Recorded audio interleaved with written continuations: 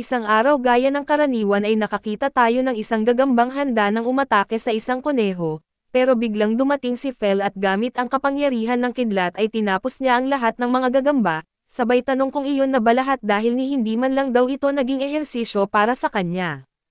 Lumapit si Makuda at napansin niyang sobrang dami ng balahibo kaya't nagtanong siya kung ano ang gagawin nila sa mga iyon. Biglang lumabas din si Soy at nagtanong kung tapos na ba dahil sa gusto niyang gumawa ng piu-piu. Pinuri siya ni Makuda at sinabing si Tito Fel na ang nag-asikaso sa lahat kaya sa susunod na lang siya makakagawa. Bilang mabait na bata ay naintindihan naman ito ni Soy, doon ay tumingin si Fel kay Makuda at tinanong kung hindi ba niya napapansin na iba ang pagtrato niya kay Soy kumpara sa kanya. Pagkarinig nito ay isinusumbat ni Makuda na palagi niyang sinusunod ang mga gusto ni Fel araw-araw, may hiling ito kung anong gusto niyang kainin na karne lagi at ayaw ng gulay, pero kahit ganoon ay pinagbibigyan niya pa rin ang lahat ng gusto nito. Dahil doon ay medyo nahiya si Fel pero bigla niyang sinisigawan si Makuda na gusto niyang kumain ngayon dahil buong araw siyang tumatakbo na dala siya, dagdag pa niya na dapat magpasalamat si Makuda na pinapayagan siyang sakyan ang isang alamat na halimaw. Dahil wala nang magawa ay pumayag na lang si Makuda. Lumapit siya sa mga gagamba at inilagay ang bawat isa sa kanyang imbakan, pagkatapos sa susunod na eksena ay nakita niyang wala namang gaanong karne ng iisang uri kaya't naisip niyang gagawa siya ng gyoza. Natuwa sina Soy at Fel at sumagot lang si Makuda na makikita nila mamaya, sabay bukas ng online shop para bumili ng masa at mga pampalasa para sa gyoza. Doon ay napansin ni Fel na may wagyu at agad siyang natuwa pero sinabi ni Makuda ng malinaw na bibilhin lang niya ang kailangan nila at wala ng iba. Pagkatapos bilhin ang lahat ng kailangan ay nakita natin na kumuha siya ng masa para sa gyoza, pinatibay na sabaw ng manok at langis ng sesame. Dito na nagsimula ang kanyang pagluluto at una niyang tinatadtad ang mga gulay, tapos nilagay ang karne ng Orc General sa isang mangkok at nilagyan ng pasta ng luya at bawang pati na rin toyo. Sake at pinatibay na sabaw ng manok. Sa huli ay nagdagdag siya ng langis ng sesame, asin at paminta, hinalo niya ito ng mabuti at idinagdag ang nira at repolyo at habang nilalagay niya ang halo sa masa, pinuri siya ni Soy at sinabing kamangha-mangha siya. Samantala sa likod ay nakitang naglaway na si Fel dahil tuwang-tuwa si Soy, binigyan siya ni Makoda ng masa at nilagyan ng halo para siya mismo ang magbalot. Pero kahit sinunod niya ang mga utos ni Makuda ay hindi ito lumabas na maayos kaya't naisip ni Makuda na baka sobra ang nilagay na palaman. Kaya sinubukan nila muli na mas kaunti ang palaman at doon ay nakagawa na siya ng mas maayos. Nang makita nilang sobrang dami na ang nagawa nila sinimulan na niyang iprito ang mga gyoza. Ipinaliwanag niya na kapag nagkulay ginto na ang mga ito ay lalagyan niya ng harina na tinunaw sa tubig at saka tatakpan. Kapag nag-evaporate na ang tubig at nagsimulang mag-alsa ang mantika, magdadagdag siya ng langis ng sesame sa kawali at sa huling hakbang ay tatalikurin niya ang mga ito at ayon, handa na ang mga gyoza na puno ng lasa. Plano sanang ipaliwanag ni Makuda kung ano pa ang pwedeng idagdag para mas sumarap ang lasa, pero hindi na nakinig si Fel sa isang kagat lang ay naubos niya agad ang mga ito habang sumisigaw na mainit pero napakasarap, sabay sabi na pag kinagat mo ay lalabas ang karne at katas sa loob. Siyempre ay kumain din si Soy at sinabi niyang sobrang sarap din ito, pagkatapos ay sabay nilang tinaas ang kanilang mga plato at humingi ulit kay Makuda at alam na niya na hihingi sila, kaya sinabi niya na naghahanda na siya ng panibagong batch. Nang matapos kumain at mabusog ang lobo at ang slime saka lang nakatikim si Makuda ng isang plato at uminom ng alak, masayang sumigaw na walang makakatalo sa gyoza na may kasamang serbesa at bigla na lang, isang dragon ang bumagsak sa mukha niya at tinanggal niya ito at habang nakatitig sa dragon na may halong takot, nagsimula siyang sumigaw. Nakita ito ni Fel at agad niyang nakilala na isang dragon Ferico iyon, sabay sabi na bihira makakita ng ganitong uri at pagkarinig ni Makuda ng salitang dragon ay nagtanong siya kung posible bang may mga dragon na ganito kaliit. Habang nagsasalita siya ay napansin niyang nakatitig ng todo ang maliit na dragon sa gyoza. Hindi na siya nagdalawang isip at ibinigay ito at agad niyakap ng dragon na kasing laki lang ng gyoza ang pagkain at nilamon ito, malinaw sa mukha nito na sobrang nagustuhan niya. Lumapit pa ang dragon kay Makuda at hinihila ang balikat niya at humihingi pa ng gyoza. Dahil dito ay ibinigay ni Makuda ang buong plato at sabay sabi na kahit dragon ito ay nakakaaliw dahil sobrang liit at cute. Sinabihan siya ni Fel na huwag maliitin ang dragon base lang sa laki nito. dahil sobrang bilis ng mga nilalang na iyon at bukod pa roon ay kaya nilang gamitin ang mahika ng lahat ng elemento. Napanganga si Mokuda sa narinig kaya't tumitig siya sa dragon, tumitig din pabalik ang dragon at bigla na lang itong sumugod sa mukha niya at pagkaraan ng isang maliit na kislap ng liwanag, natanggal ni Mokuda ito at biglang narinig na nagsasalita ang dragon, sinasabing sobrang sarap nito at humihingi pa. Sa una ay hindi maintindihan ni Mokuda kung sino ang nagsalita kaya tinanong niya si Fel kung sino iyon, napabuntong hininga si Fel at ipinaliwanag na ang Dragon Ferico na iyon ay naging kanyang pamilyar.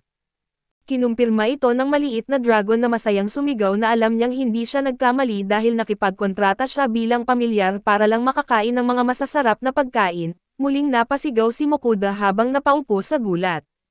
Sinusubukan niyang intindihin ang lahat at tinanong ang dragon kung isa ba talaga itong mahalagang Dragon Ferico, at kung pamilyar lang ba siya para makakain ng masarap at sumigaw si Mokuda na pag-isipan niya muna ito.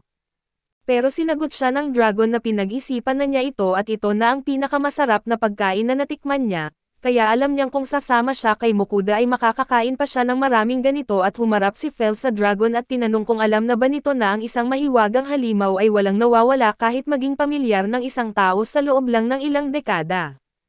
Kinumpirma ito ng dragon at iginiit na mas nagbibigay iyon ng mga opsyon para maglibang ang mga nilalang na nabubuhay ng sobrang tagal, samantala sa likod ay iniisip ni Mokuda kung wala ba talagang kapangyarihan ang amo para magdesisyon, at ayon ay nag-appear pa sina Fel at ang dragon.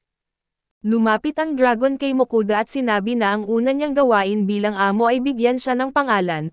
Alam na natin na wala masyadong laban si Mokuda kaya't pinag-isipan niya sandali at dahil dragon siya at maliit, sumigaw siya na tatawagan niya itong Dora. Biglang bumagsak ang dragon sa narinig na nakakatawang pangalan at iginiit nito na wag siyang biruin. Sigaw ng dragon ay inutusan siyang magbigay ng matinong pangalan, pero hindi na binago ni Mokuda dahil para sa kanya ay bagay na bagay iyon. Galit na galit si Dora at sinisigawan siyang huwag siyang ituring na parang bata dahil isa siyang tunay na dragon.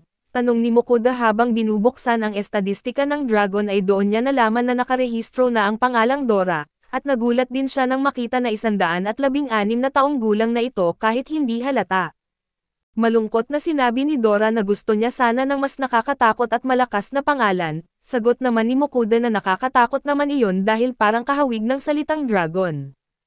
Itinulak ni Fel si Mokuda at binanggit sa dragon na huwag mag-expect ng sobra sa tao na iyon, at ikinwento na noong una gusto siyang tawagin ni Mokuda na Pochi na para bang nakakainsulto at nakakainis pakinggan. Lumapit si Dora na halatang naiintindihan ang pakiramdam na iyon dahil parang niloloko lang daw siya. Dumating din si Soy na sobrang cute, ipinakilala ang sarili bilang Soy habang tumatalon ang dragon sa slime, sinabing masaya siya sa kanyang pangalan at kinumpirma naman ni Soy iyon at nag-bounce-bounce pa na parang trampoline. Nakita ito ni Mokuda at nagkomento na hindi niya alam kung paano haharapin ang isa pang pamilyar pero mukhang magiging magkasundo sila. Pagkatapos ay pumunta sila sa lungsod ng Tela kung saan sinabi ng receptionist na si Feren na nairehistro na niya ang bagong pamilyar, at hindi raw niya akalaing makakakita siya ng isang dragon na magiging pamilyar at idinagdag din niya kay Ginoo Mokuda na may pabor daw na gustong hilingin sa kanya ang kanilang guro. Bakit ako at ito ay tanong ni Mokuda sa sarili, pero pagtingin niya sa tatlong pamilyar niya ay medyo nagkaroon siya ng ideya. Doon ay dumating ang isang duwende na nagngangalang Rodolfo ang guro ng nasabing guild. Tinanong nito kung totoo bang Dragon Ferico ang kasama ni Mokuda at ikinwento na naririnig lang niya noon ang mga alamat tungkol sa kanila at hindi niya inakalang makakakita siya ng isa. Dagdag pa niya na kung may makakaalam nito sigurado na may inggit sila, pero agad din siyang dumiretso sa pakay at sinabi kay Mokuda na may trabaho siyang gustong iaalok. Pagdating sa kanyang opisina ay ipinaliwanag ni Rodolfo na ang trabaho ay imbestigahan ang kagubatan, dahil may kakaibang nangyayari roon itong mga nakaraang araw at kahit hindi panahon ng pag-aanak ay nagiging agresibo ang mga halimaw. Sinabi ni Mokuda na wala namang panganib kung hindi sila lalapit sa kagubatan, ngunit sumigaw ang duwende na hindi iyon pwedeng gawin dahil ang sinulid na inilalabas ng isang uri ng halimaw na insekto na nakatira roon, ang ginagamit na pangunahing materyales para sa pinakamataas na kalidad ng tela sa lugar. Kung hindi nila iyon makukuha ay maaaring bumagsak ang lokal na kalakalan, si Mokuda kahit na pinapakiusapan ay hindi talaga nagbabalak tanggapin ang trabaho dahil iniisip niyang napakadelikado ng kagubatan.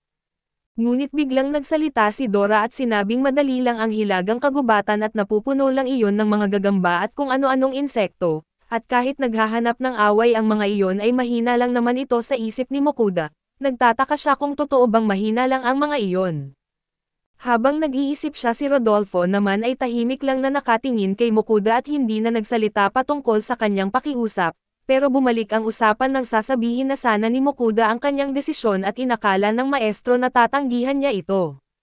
Ngunit laking gulat nito nang biglang naglabas si Mokuda mula sa kanyang imbakan ng isang tarantulang may lason, sabay paliwanag na tinalo ni Fel ang mga iyon at humingi rin siya ng paumanhin sa maestro dahil hindi niya alam na napakahalaga pala ng mga ito para sa lungsod. Sinabi ni Rodolfo na ayos lang dahil sobrang dumarami ang mga halimaw na iyon at may mga pangkat sa lungsod na sadyang para sa kanilang paglilipol, pero napatigil siya nang makita kung gaano karami ang tarantula ang inilabas ni Mokuda. Ipinaliwanag niyang iyon ang unang beses na may nakatapos ng isang misyon bago pa man ito opisyal na ibigay, dinagdag pa niya na mahal ang bayad sa sinulid at balat ng mga lason na tarantula, at ang karne nito ay napakasarap kapag pinakuluan sa asin. Siyempre ay tuwang-tuwa at nagutom sina Dora at Fel sa narinig, sumasabat pa si Soy at sinabi sa kanyang amo na gusto rin niyang matikman at dahil dito, giit ni Mokuda sa maestro na ibibigay niya ang mga sinulid at balat ng loob, ngunit hiling niya na balatan na ang mga ito para sa kanila. Pumayag ang maestro at binanggit na tutulong siya at ihahanda iyon para kainin. Pagkatapos nito ay makikita si Mokuda na naglalakad habang naaalala ang sinabi ng maestro ng guild na kung hindi pa siya nakakapunta sa pamilihan, mas maganda kung tumingin-tingin siya roon dahil makakabili siya ng mga damit na maganda ang kalidad sa magandang presyo. Pagdating niya roon ay napansin niyang sobrang ganda nga ng mga tela, ngunit medyo mahal pero nang pag-isipan niya na kung ganoon kaganda ang kalidad ay baka nga mura na iyon para sa klase nito. Nilapitan siya ng may-ari ng tindahan at sinabing hindi niya mahahanap ang ganoong presyo sa ibang lungsod, dahil dito ay mas naengganyo si Mokuda at nagpa siya na samantalahin ang pagkakataon para bumili ng marami. Medyo inis si Fel at iginiit na kung gusto niya ng damit kahit ano na lang ang bilhin niya. Pero hindi nagpatalo si Mokuda at sinigawan siyang may makapal siyang balahibo kaya hindi niya kailangan ang mga ito, pero siya kailangan niya ng maraming gamit. Pagkatapos ng pamimili ay bumalik sila sa guild kung saan inihanda na ng maestro ang lahat. Nang makita ni Mokuda ang ginawa ay napansin niyang parang katulad ng alimango ang hitsura, pinatikim siya ng maestro ng kaunti. Sa una ay nag-alinlangan si Mokuda at ayaw tikman pero nang matikman niya, ipinaliwanag niyang nakakamangha ang lasa parang alimango o baka mas masarap pa. Gamit ang bagong sangkap na ito ay nagdaos sila ng isang piging ng kangreho o mas tamang sabihin, mula sa karne ng tarantulang may lason. Ginawang mas espesyal ni Mokuda ang sandaling iyon sa pagsasabing ang handaan na ito ay para kay Dora, at masaya silang lahat na kumain upang salubungin ang bagong pamilyar. Habang lahat ay ninanamnam ang masarap na pagkain ay naisip ni Mokuda na gumawa ng paborito niya at ito ay inihaw na kangreho, pero sa kasamaang palad para sa kanya ay naamoy ito ng kanyang mga pamilyar, at si Dora pa mismo ang sumambat na para sa kanya dapat ang handaan. Kaya wala nang nagawa si Mokuda at ibinigay sa kanila ang inihaw niyang kangreho. Habang gumagawa pa siya ng iba ay lumapit si Dora at sinabing hindi siya makapaniwalang kumakain siya ng ganito kasarap, kaya tama lang na sumunod siya kay Mokuda. Tinanong ni Mokuda kung anong ibig niyang sabihin at ipinaliwanag ni Dora na noon ay nasa malapit lang siya sa lungsod ng Carolina at doon niya naamoy ang napakasarap na pagkain, nang susundan na niya sana ito ay bigla na lang nawala ang amoy at hindi na niya ito mahanap. Hinanap niya hanggang sa nagkagulo ang mga halimaw sa kagubatan, doon lang naintindihan ni Mokuda ang lahat dahil sa nagpanik pala ang mga halimaw nang maramdaman ang presensya ng Dragon Ferico at sinubukan siyang alisin bilang banta. Kinagabihan ay makikita si Mokuda at si Soy na naliligo sa batya para mawala ang amoy ng kangreho, habang sina Fel at Dora naman ay busog na busog at pagkatapos nito, handa nang matulog si Mokuda habang iniisip na bukas ay pupuntahan niya si Rodolfo at dalhan ito ng mas maraming tarantula. Iniisip din niya na parang may nakalimutan siya pero dahil hindi niya maalala na baka hindi naman mahalaga, samantala ay ipinakita rin na hinihintay ng mga Diyosa ang kanilang mga alay. Kinabukasan ay ibinigay niya kay Rodolfo ang mga balat ng tarantula at pati na rin ng kaunting kangreho na niluto nila, pagkatapos nito ay kukuha sana siya ng iba pa mula sa kanyang imbakan, ngunit aksidenteng inilabas niya ang ulo ng dragon sa lupa na napatay ni Fel noon pa. Naalala niyang matagal na itong nasa imbakan dahil sobrang laki pero alam niyang oras na para may gawin siya rito, kaya sinabi niya sa maestro na may narinig siyang tao na marunong sa mga dragon sa Dolan, kaya tinanong niya kung kilala ito. Ipinakita ni Mokoda ang ulo ng dragon sa lupa at nagtanong kung may makakagawa ng pagbubutcher dito. Nagulat ang duwende at sinabing iyon ang unang beses na nakakita siya ng ganoon at sabay dagdag na ayon sa sabi-sabi, maaaring makabili ng isang buong bansa gamit ang isang ganitong klaseng dragon. Pagkatapos noon ay sinabi ng duwende na kilala nga niya ang tao na iyon, pero hindi niya alam kung ano ang mangyayari kapag nakita nito si Dora, gayunman ay binigyan niya si Mokoda ng isang piraso ng liham mula sa guro ng guild ng mga adventurer at ito ang ilan. Nagpasalamat si Mokoda at ngayon kasama ang kanyang mga pamilyar ay naglakbay na sila papuntang Dolan. Samantala ay ipinakita rin na patuloy pa ring naghihintay ang mga Diyosa sa kanilang mga alay at nagagalit pa nga sila habang nagtatampo, hindi nila namamalayang may dalawang nilalang sa likod nila na natatawa sa kanila. Pagkatapos ng mahabang paglalakbay ay nakita ni Mokoda mula sa malayo ang lungsod ng Dola at napansin niyang napakalaki nito, samantala sabi ni Fel na kung tinatawag itong Dungeon City ay siguradong sulit itong sakupin, at sang-ayon naman si Sui na nagsabing gusto niyang magpiyo-piyo sa isang dungeon. Nang marinig ito ay iginiit ni Mokoda na hindi na kailangang sumama pa ang kanyang amo, biglang sumasabat si Dora at pinapaalala na kailangan muna nilang puntahan si Trossen at ang dragon ng lupa. Tuwang-tuwa si Fel nang marinig ito at agad nagtanong kung sa wakas ay makakatikim na siya ng karne nito. Kaya't walang pag-alinlangan at tumakbo si Fel ng buong bilis papunta sa lungsod ng Dolan. Pagdating nila sa entrada ng lungsod ay napansin nilang napakahaba ng pila dahil kailangang ipakita ang guild card para makapasok at kung wala ka naman nito, kailangan mong magbayad ng buwis. Tinanong ni Dora kung sila rin ba ay kailangang pumila at sinagot siya ni Mokoda na oo dahil wala silang ibang paraan, subalit biglang nagtanong si Fel kung hindi ba mas mabilis na tumalon na lang sila sa ibabaw ng pader. Agad siyang sinisigawan ni Mokoda na huwag dahil krimen iyon at baka hindi na sila muling papasukin sa lungsod na ibig sabihin, hindi na siya makakakuha ng karne. Nang marinig iyon ay natauhan si Fel at kahit na ayaw niya ay sumunod siya sa batas ng lugar, napansin ni Mokoda na nakalikha siya ng eksena kaya humingi siya ng paumanhin sa mga nakapila at ipinaliwanag na huwag silang mag-alala dahil mga alaga niya lamang ito. Laking gulat ng mga tao nang makita na may kasama siyang lobo at dragon bilang mga alaga. Dahil sa kaguluhan ay lumapit ang mga gwardya at tinanong siya kung ano ang nangyayari. Ipinaliwanag ni Mokoda na sinabi sa kanya na dito nakatira ang isang kilalang pinuno ng guild, sabay ipinakita ng kanyang adventurer card. Habang tinitingnan ng mga gwardya ang card ay dumating ang isang elf at sinabi niyang sa tingin niya ay ang bisita nila iyon, dahil sa pag-alinlangan ay tinanong ni Mokoda kung siya ba si Ellen, at kinumpirma naman ito ng blondeng elf na ipinakilala na si Ellen ang pinuno ng guild ng Dolan. Subalit nang makita niya si Dora ay labis siyang namangha at nanatiling nakanganga. Pagdating nila sa opisina ni Ellen ay ipinaliwanag nito na si Rodolfo ay nagbigay na ng impormasyon tungkol sa kanila. Pagkatapos ay ipinapahanda niya ang isang espesyal na mesa para kay Dora, gawa sa kahoy na may mahika na enerhiya dahil ang mga bilugang dragon ay tumatambay lamang sa ganitong uri ng kahoy. Ngunit hindi ito pinansin ni Dora at naupo na lang sa sofa at nakita ito ni Ellen at agad niyang isinulat sa kanyang talaan ng may matinding interes.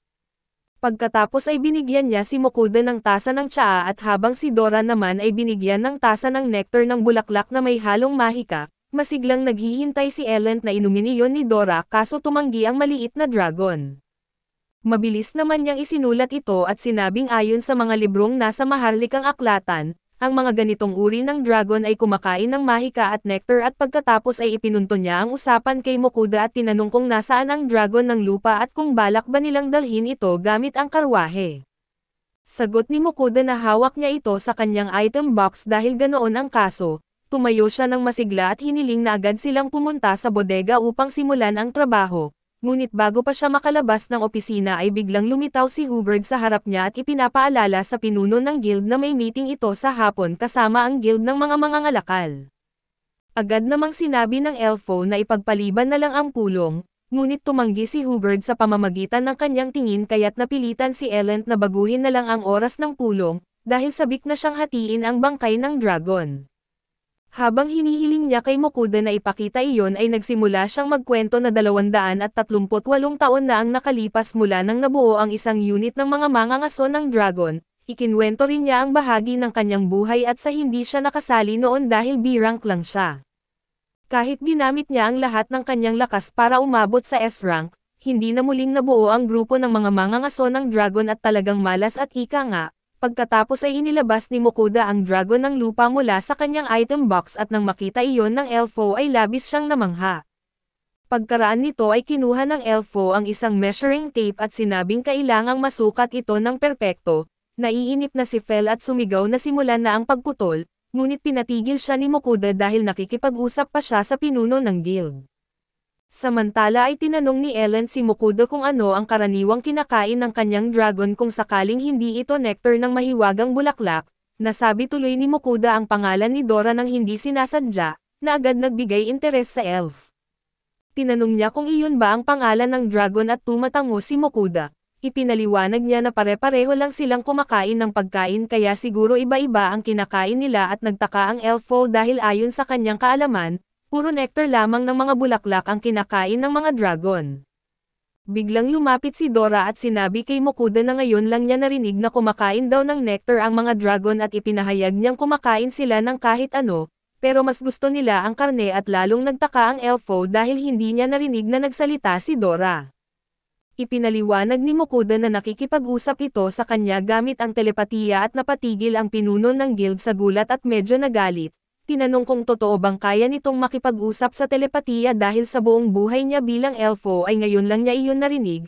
Habang sumisigaw siya ng tanong ay dumating si Hubert at magalang na nagpaalam na kailangang isama na niya ang pinuno.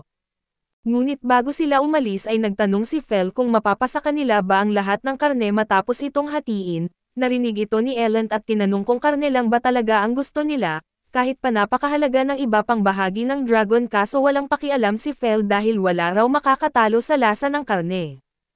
Namangha lalo si Ellen at halos maiyak sabay pakiusap kay Mokuda na payagan din siyang matikman kahit kaunti, handa raw siyang ibigay ang lahat ng pera niya kapalit nun at gusto sana ni Mokuda pumayag.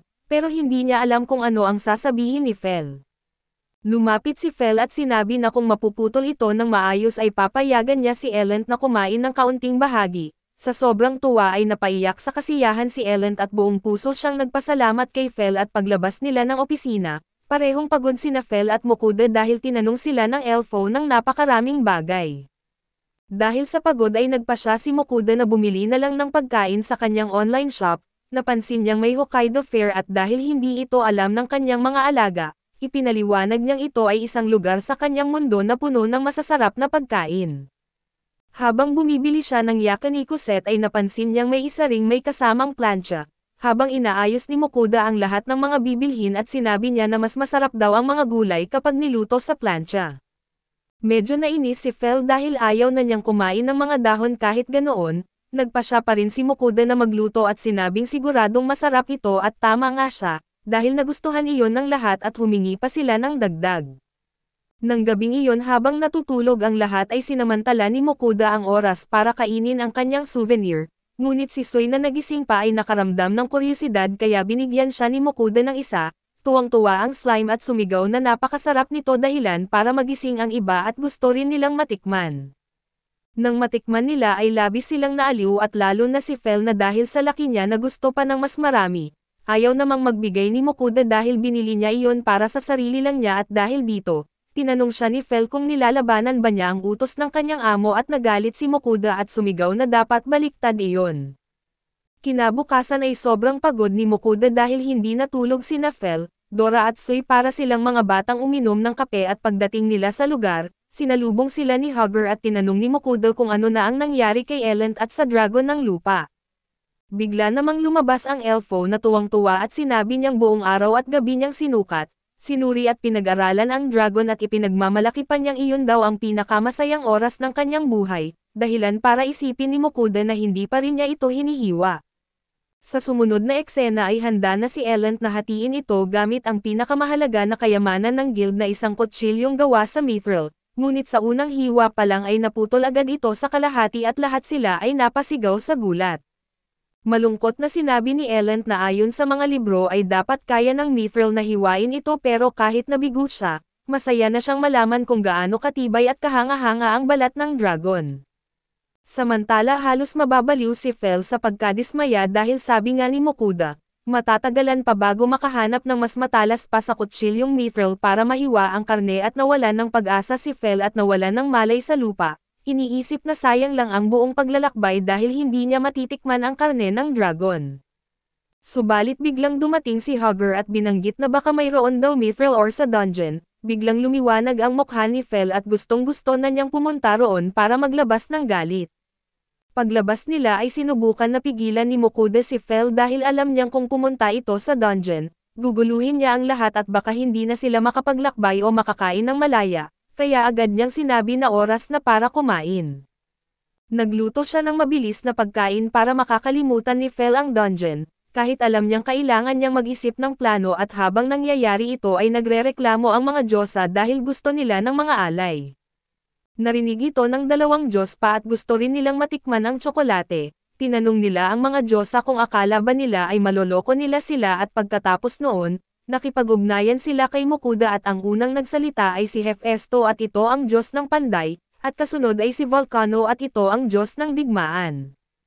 Pagkarinig nito ay nakaisip ng ideya si Mokuda at sinabi niyang may gusto siyang itanong, alam na ng mga Diyos kung tungkol saan ito at tinanong kung may kinalaman ba sa kutsilyo ng mithril, tumatango si Mokuda at hiniling sa kanila na bigyan siya ng payo tungkol dito. Sinabi ni Hefesto na kung mayroon siyang basbas ng Diyos ng Panday, makakagawa siya ng mas magagandang kagamitan kahit gamit pa rin ang mithril pero syempre ay may kapalit iyon na alak, dahil wala ng ibang pagpipilian ay pumayag si Mokuda. Pagkatapos ay napunta kay Soy ang basbas ng Panday at habang sina Fel at Dora naman ang nakatanggap ng basbas ng Diyos ng Digmaan, pagkaraan nito ay gamit ang basbas at kaunting mithril na nakuha na ni Mokuda noon ay nakagawa sila ng mithril clasp knife, na labis na ikinatuwa ni Mokuda dahil hindi na nila kailangang pumunta sa dungeon. Gayunman ay napansin niya na dahil sa basbas ng Digmaan na mas lumakas nga sina Fel at Dora sa labanan, pero naging mas agresibo rin sila at napabuntong hininga na lang si Mokuda sa kanyang desisyon. Pagkatapos nito, bumalik sila sa guild at nang makita nila si Hagor ay ipinakita nito si Eloland na mahimbing na natutulog sa mesa ng kanyang opisina. Ipinaliwanag ni Hagor na nag-iimbestiga si Eloland tungkol sa isang uri ng metal na mas mataas pa sa mithril at dahil doon, nakatulog siya sa ganoong kalagayan. Dahil dito ay sinabi ni Mokuda na may gusto siyang ipasubok dito. Kaya't ginigising nila ang elf at binigyan siya ng kutsilyong gawa sa mithril na ginawa mismo ni Soy, sa loob ng isang silid na puno ng tensyon at sinubukan ni Eloland kung talagang gumagana ito. Pagdiin niya ay nagawa nitong hiwain ang sobrang tigas na balat ng halimaw, lahat ay namangha at binanggit niyang kakaiba talaga ang pakiramdam ng kutsilyong iyon kumpara sa lahat ng nagamit niya. Lumingon siya kay Mokuda at tinanong kung saan niya nakuha ang ganoong kahusay na kutsilyo. Di sinasadyang tinaas ni Soy ang kanyang maliit na kamay pero agad siyang pinapababa ni Mokuda. Medyo kinakabahan at sinagot niyang galing lang ito sa ilang kakilala niya at lalong natuwa si Eloland, pero pinili niyang magpigil at ituloy ang kanyang trabaho. Habang ginagamit niya ang kutsilyo at masayang sinabi niyang sa wakas, madali na niyang mapuputol-putol ang laman ng halimaw at dahil doon ay tinanong siya ni Mokuda kung gaano katagal ang aabutin. Sinagot naman ng elf na gusto niyang pag-aralan ng mabuti ang bawat bahagi kaya 3 araw siguro ang kakailanganin niya.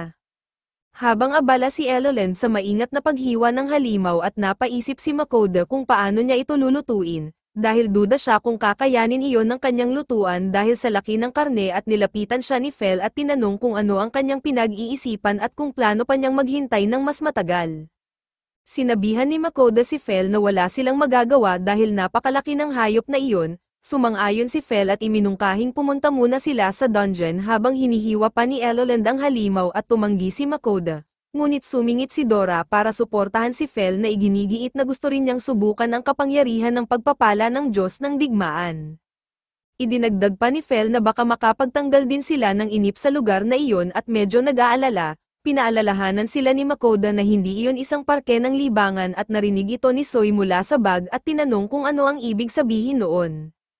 Lumapit din ang dalawa at nagtanong kung nakakain ba iyon at pinapatabi sila ni Mokuda pero biglang nagsalita si Soy, sinasabing gusto rin niyang pumunta sa dungeon at gumawa ng piyo-piyo dahil iyon mismo ang hiling ni Soy, napilitan si Mokuda na pumayag.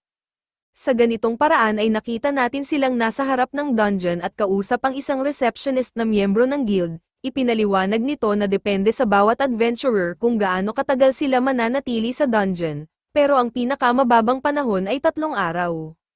Gayunman kung magtagal pa sila ay maaari silang manatili roon ng hanggang 1 buwan. Bukod pa rito ay ipinaliwanag ng receptionist na mayroong 30 palapag sa dungeon at hindi nila kailanman malalaman kung ano ang maaaring mangyari sa loob. Kaya inirerekomenda na magdala ng maraming pagkain at kung balak bumaba sa mas malalalim na antas, dapat gumamit ng mas malalakas na sandata at pagkatapos marinig ang lahat ng iyon, sinabi ni Makoda na nagbago na siya ng isip at mas pipiliin na lang niyang magpahinga at mag-enjoy sa lugar. Dahil dito ay ibinalik ng receptionist ang kanyang guild card at sinabi na maganda ang kanyang desisyon, ngunit sa kabilang banda sina Fel at ang iba pa ay nagreklamo dahil umatras siya kahit nasa lugar na sila. Ipinaliwanag ni Makoda na gusto muna niyang maghanda ng maraming pagkain para sakaling may mangyari, kaya kailangan nilang magtiis muna ng kaunti at papasagot na sana si Fel, pero tinanong siya ni Makoda kung ayos lang ba sa kanya na kumain ng mga hindi masarap sa dungeon. Dahil sa argumentong iyon ay natahimik si Fel pati na rin si Dora at inamin pa ni Dora na pagdating sa pagkain, wala silang maipagmamalaki laban kay Makoda at kinabukasan ay nagpunta sila sa pamilihan para mamili.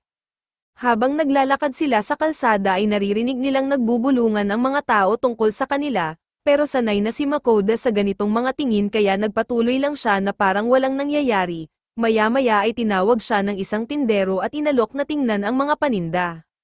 Lumapit si Makoda at pinagmasdan ang mga gulay at iniisip na mura ang mga ito kaya kumuha siya ng kaunti, na itanong din niya ang presyo ng karne at sinagot ng tindero na nagkakahalaga ito ng 1 gintong barya. Nagulat si Makoda sa sobrang mahal pero ipinaliwanag ng tindero na ang karne ng halimaw ay itinuturing na luho. Naalala ni Makoda kung gaano kalakas kumain sina Werner at ang grupo noon at napagtanto niyang tama nga ang sinabi ng tindero. Gayunpaman ay hindi na lang siya bumili dahil sapat na ang mga karne na nakukuha nila kay Fel at sa iba pa at habang naglalakad sa lungsod, napansin niya ang isang magic stove at nilapitan ito at nakita niyang may 4 itong lutuan at sinabi ni Fel na hindi na kailangan iyon at baka lang makaabala, pero tumanggi si Makoda at sinabing makakatulong iyon sa pagluluto niya.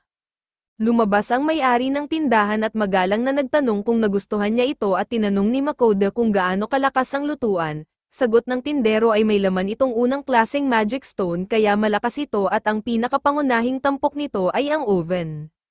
Nang buksan ito ay ipinaliwanag ng tindero na dahil sa lakas ng oven, kaya nitong magluto ng isang malaking cockatrice at napaisip si Makoda at naisip kung gaano karami na putahe ang maaari niyang maluto gamit iyon at nagustuhan niya ang ideya, ngunit nang tanungin niya ang presyo at nang malaman na 860 gintong barya ito ay agad na bigla siyang nawalan ng gana. Ngunit lumapit si Fel at sa pamamagitan ng telepatiya ay inutusan siyang bilhin ito dahil sa lahat ng sinabi niya, ang naintindihan ni Fel ay makakakain siya ng mga bagong masasarap na putahe at sumang-ayon din si Dora at pinilit siyang bilhin iyon.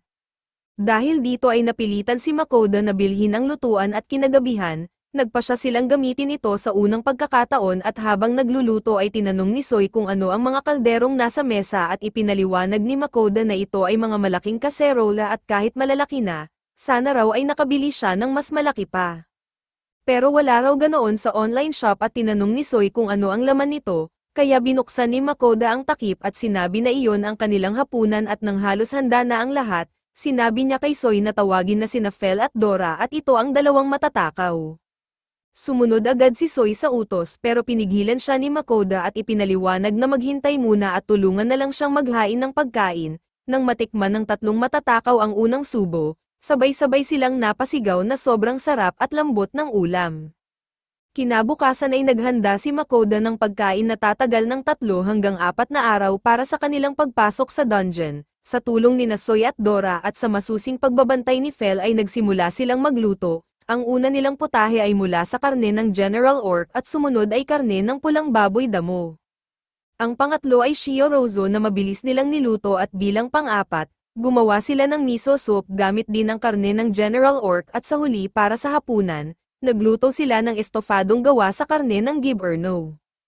Pagkatapos ng lahat ay inakala ni Makoda na sapat na iyon para sa kanilang paglalakbay at habang tinitingnan niya ng may pagmamalaki ang kanyang mga niluto, hindi nakatiis ang tatlong matatakaw at agad na kumain at pinatigil sila ni Makoda at para hindi na nila maubos ay itinago na lang niya ang pagkain.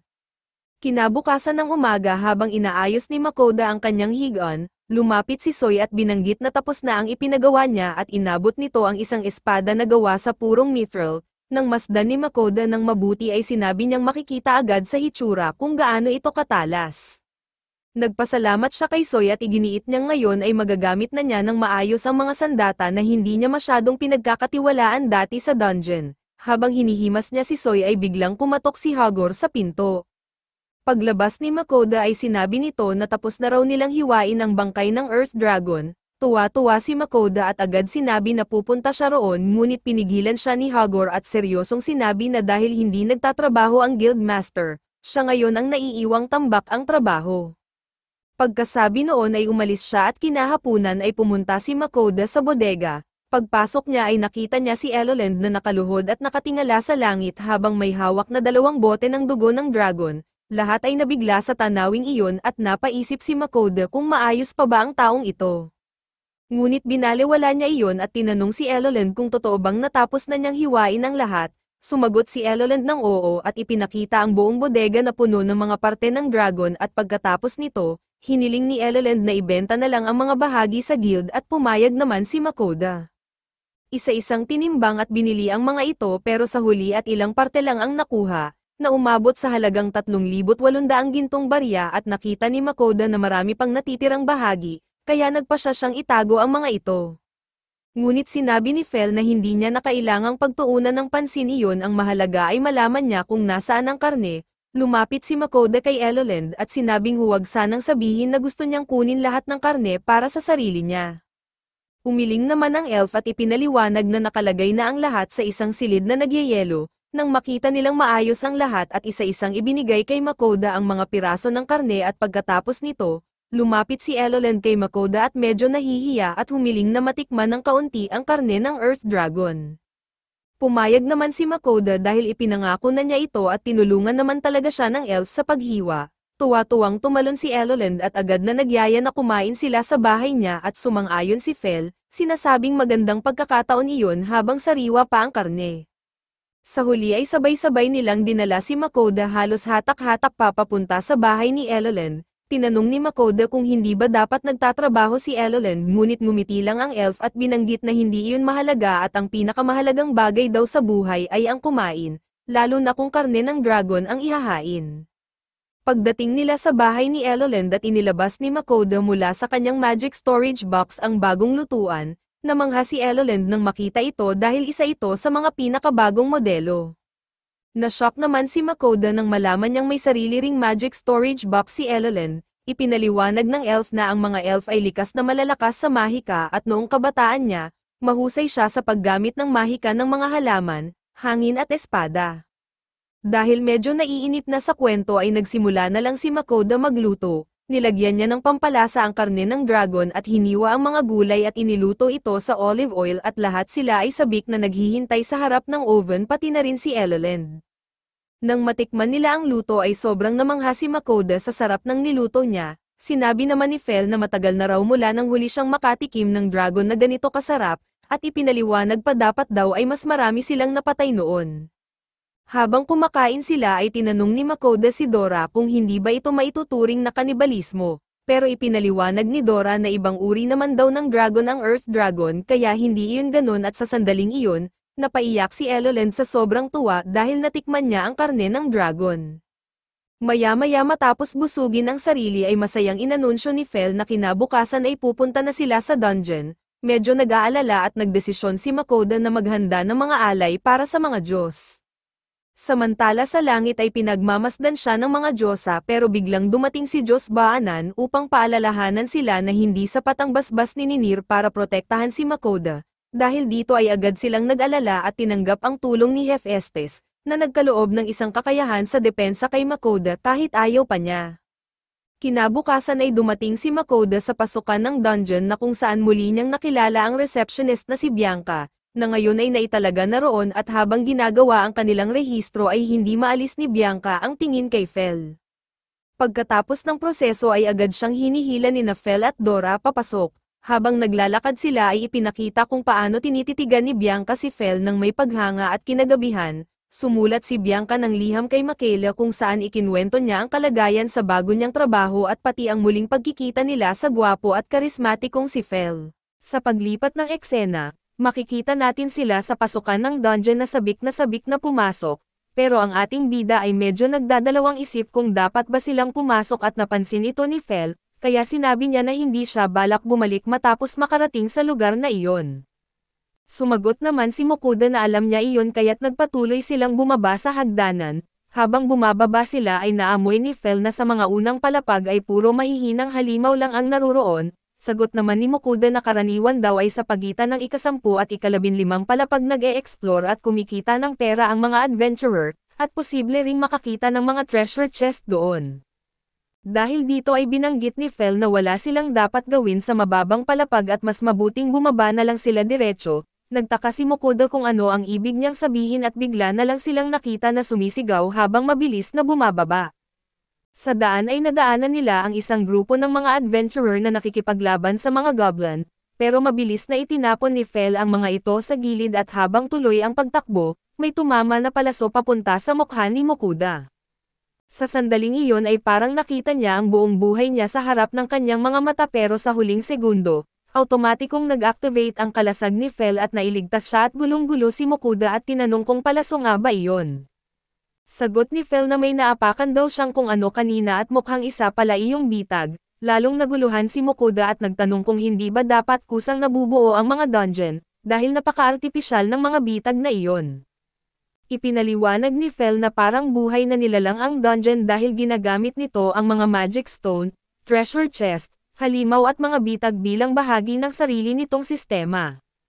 Kapag may namamatay sa loob ay sinisipsap ng dungeon ang kanilang enerhiya at ginagawang pagkain nito para lumakas palalo at dagdag pa niya. Ang mga bitag ay parang mga kamay o tentacle ng dungeon pero syempre, walang epekto ang mga iyon sa kanyang barrier. Habang tuloy-tuloy ang pag-atake ng mga palaso at may tumama ring sibat, natakot ng husto ang ating bida at halos maiyak habang sinasabing nakakatakot pala talaga ang mga dungeon. Biglang naapakan muli ni Fel ang isa pang bitag at bumubuka ang sahig sa ilalim nila subalit agad siyang gumamit ng wind magic para mapalipad sila pataas. Pagkatapos nilang makaiwas sa bitag ay nagyayabang si Fel na napakahina lang noon para sa kanya. Sina Dora at Soy naman ay tuwang-tuwa at pinuri siya dahil sa napakahusay niyang ginawa, samantala si Mokuda naman ay halos mahimatay sa sobrang kaba. Makalipas ang ilang sandali ay nakarating sila sa ika-10 palapag, tinanong ni Mokuda kung ano ang gagawin nila kaya't inaamoy muna ni Fel ang paligid at sinabi na wala namang kalaban sa palapag na iyon, maliban sa boss ng palapag na isang malaking makamandag na tarantula. Tinanong ni Mokuda kung diretsong pupunta sila sa silid ng boss at sumagot si Fel na oo. Sa susunod na eksena isang grupo ng mga adventurer ang kalmadong naghihintay nang biglang makita nila si Fel. Agad silang naghanda ng armas dahil inakala nilang halimaw ito pero agad silang pinakalma ni Mokuda nang lumabas siya at ipinaliwanag na alaga niya si Fel. Nang medyo nakampante na sila ay tinanong ni Mokuda kung iyon ba ang silid ng boss, at sinagot siya ng isa na oo kaya't nagtanong siya kung bakit hindi pa sila pumapasok. Nagulat ang mga adventurer at tinanong kung iyon ba ang unang beses ni Mokuda sa isang dungeon. Sumagot siya na halos oo at ipinaliwanag ng isang archer na may kasunduan ang mga adventurer sa loob ng dungeon. Ang unang grupo na umatake ay may karapatang labanan ang mga halimaw at makuha ang mga item na mahuhulog. Kapag nagsimula na ang laban ay bawal makikisali hanggat hindi sila humihingi ng tulong at dagdag pa niya. Kung sino ang unang magbukas ng treasure chest ay siya ring may karapatan sa laman nito at nang maintindihan na ni Mokuda, tinanong niya kung may grupo pa sa loob at sinagot ng archer na meron. Isa pa sa mga adventurer ang nagsabi na may mga taong lumalabag sa kasunduan at ninanakaw nila ang mga loot, pati pera at gamit ng mga baguhan na gaya ni Mokuda kaya't pinaalalahanan siya ng grupo na mag-ingat. Paglipat ng eksena makikita natin sina Mokuda, Fel, Dora at Soy na naghihintay sa pasukan ng silid at naiinip na si Fel at nagtanong kung matatagal pa ba, habang si Dora ay nagsabing gusto na niyang magpatuloy, paalala naman ni Mokuda na kailangan nilang sumunod sa patakaran. Ilang sandali pa ay lumabas ang grupo ng mga adventurer na may mga galos pero may dalang maraming gamit, at sinabi nilang pwede nang pumasok ang susunod at medyo naguluhan si Mokuda at tinanong kung hindi ba sila bababa sa susunod na palapag. Sagot ng isa na hindi na sila bababa dahil gusto nilang manatili doon, may mga pamilya raw sila at ayaw na nilang manganib pa at nalungkot si Mokuda sa narinig pero nagpatuloy pa rin sila at pumasok sa silid ng boss. Biglang may bumagsak na malagkit na sinulid sa sahig at napansin niyang marami ring nakasabit sa kisame. Doon na lumabas ang mga mata ng halimaw mga higanteng tarantula at natakot si Mokuda, pero si Dora ay sobrang excited at agad lumipad papunta sa mga ito.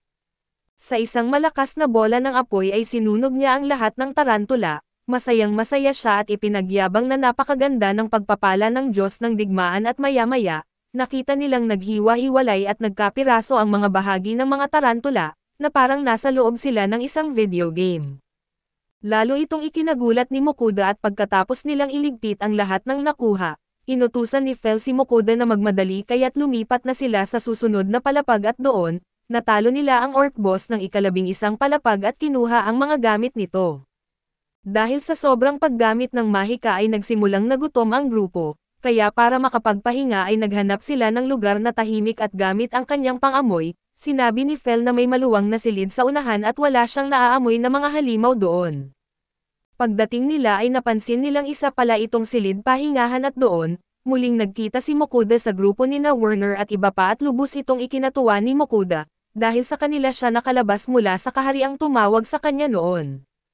Pag-upo nila ay nagkwentuhan sila tungkol sa mga nangyari at sa gitna ng usapan, tinanong ni Vincent si Mokuda tungkol sa kanyang mga bagong alaga at nakita niya ang maliit na nakaupo sa ulo nito, tinanong kung isa ba itong batang dragon. Ipinaliwanag ni Mokuda na hindi at ipinaliwanag niya na isa itong adult na Dragon Ferico, ipinakilala niya ito bilang si Dora kaso nang marinig ng lahat ang pangalan nito, hindi nila napigil ang matawa at tinanong naman ni Rita ang tungkol sa mala-gelatin na nilalang, kaya ipinakilala ni Mokuda si Sui bilang isang napakalakas na slime. Nakita nating nakikipagkwentuhan at nakipaglaro ang dalawa sa mga babae at maya-maya, si Dora ay lumapit kay Mokuda at dumidikit sa kanyang mukha at humihiling ng pagkain, dahil dito ay inimbitahan ni Mokuda sina Werner at ang iba pa na kumain kasama nila. Siyempre ay agad silang pumayag at pagkasilbi pa lang ng pagkain sabay-sabay na silang kumain ng sabik. Nang matapos ay tinanong ni Mokuda kung gusto pa nila at walang pag-alinlangan ay agad silang pumayag at habang kumakain sila ng mga masasarap na putahe, may mga adventurer namang nakatingin habang kinakagat ang tigang na karne nila. Pagkatapos kumain ay nagpaalam sina Werner at ang kanyang grupo, habang dinala naman ni Fel si Mokuda pababa sa susunod na palapag at pagbaba nila, nakarating sila sa ika-16 na palapag na isang mahabang lagusan sa ilalim ng lupa. Habang naglalakad ay aksidenteng naapakan ni Fel ang isang bitag at nagsimulang umuga ang buong sahig. Agad na yumayakap si Mokuda sa mabalahibo niyang kasama at nang makita nilang isang higanteng batong gumugulong papunta sa kanila, nagsimulang tumakbo si Mokuda. Pero agad gumamit ng wind magic si Fel at winasak ang malaking bato at sa sumunod na eksena, makikita si Mokuda na hingal at sinasabing sa wakas ay nakarating na sila sa ika-20 palapag. Sa daan ay napansin ni Sui ang isang tagong daanan. Nilapitan ito ni Mokuda at nakita niyang may treasure chest sa loob, kaya tuwang-tuwa siyang tumalon sa saya at papalapit na sana siya para buksan ito nang pigilan siya ni Fel at ipinapaalala na ginagamit ng dungeon ang mga kayamanan bilang bitag. Kaya ginamit ni Mokuda ang kanyang skill na Valoror at nadiskubre niyang isa itong treasure chest na may lasong gas sa loob na maaaring ikakamatay niya. Nalungkot si Mokuda pero biglang nakipag-usap sa kanya si Ninrir at pinaalalahanan siya na dahil may 3 maliit na pagpapala siya mula sa 3 diyosa, kapag pinagsama-sama ito ay kasing lakas ng isang normal na pagpapala kaya't hindi siya matatablan ng sakit o lason. Dahil dito ay nagpa siya si Mokuda na buksan ang chest at tulad ng inaasahan, kumalat ang makapal na usok ng lason sa buong paligid at bahagyang umasa siya at sinilip ang loob pero wala itong laman. Lubos siyang nadismaya pero ayaw niyang sumuko nang hindi nakakakita ng kahit isang kayamanang may laman, kaya nagdesisyon siyang magpatuloy. Pagdating nila sa ika-20, isang palapag ay nakakita sila ng mas malaking treasure chest, nagsimulang mag-imagine si Mokuda kung anong kayamanan kaya ang nasa loob, pero nang gamitin niya ulit ang Valoror ay nalaman niyang isa pala itong halimaw. Nilapitan ito ni Fel at naamoy niyang may laman nga sa loob at lahat sila ay nagudyok kay Mokuda na buksan ito. Dahil sa pressure ng grupo ay pumayag siya at hinawakan niya ang kanyang mithril sword at maingat na binuksan ang chest. Tulad ng inaasahan ay lumabas mula roon ang isang halimaw kaya't mabilis na kumilos si Mokuda at inundayan ito ng mga atake hanggang sa tuluyan niya itong mapatay at pagkatapos niyang mapatay ang halimaw, biglang nagbago ang treasure chest at naging isang lalagyan ng mga hiyas. Masayang binuksan ni Mokuda iyon at nakita sa loob ang ilang kumikislap na alahas, dahilan para siya ay lubos na matuwa ngunit naputol ang kanyang kasiyahan nang biglang tumawag si Dora. Sinasabing nakita na niya ang hagdanan papunta sa susunod na palapag. Pagdating nila sa ika-22 palapag ay nabigla silang lahat dahil ibang-iba ang itsura ng lugar kumpara sa mga nauna.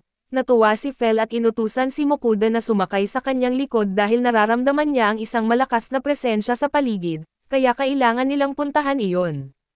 Walang magawa si Mokuda kundi sumunod at pagdating nila malapit sa pinanggalingan ng enerhiya, biglang umatake ang mga higanteng Mantis Assassins na may ranggong B, kaso hindi ito naging problema kay Fel at gamit ang kuryente at agad niyang nilitsyon ang lahat ng halimaw.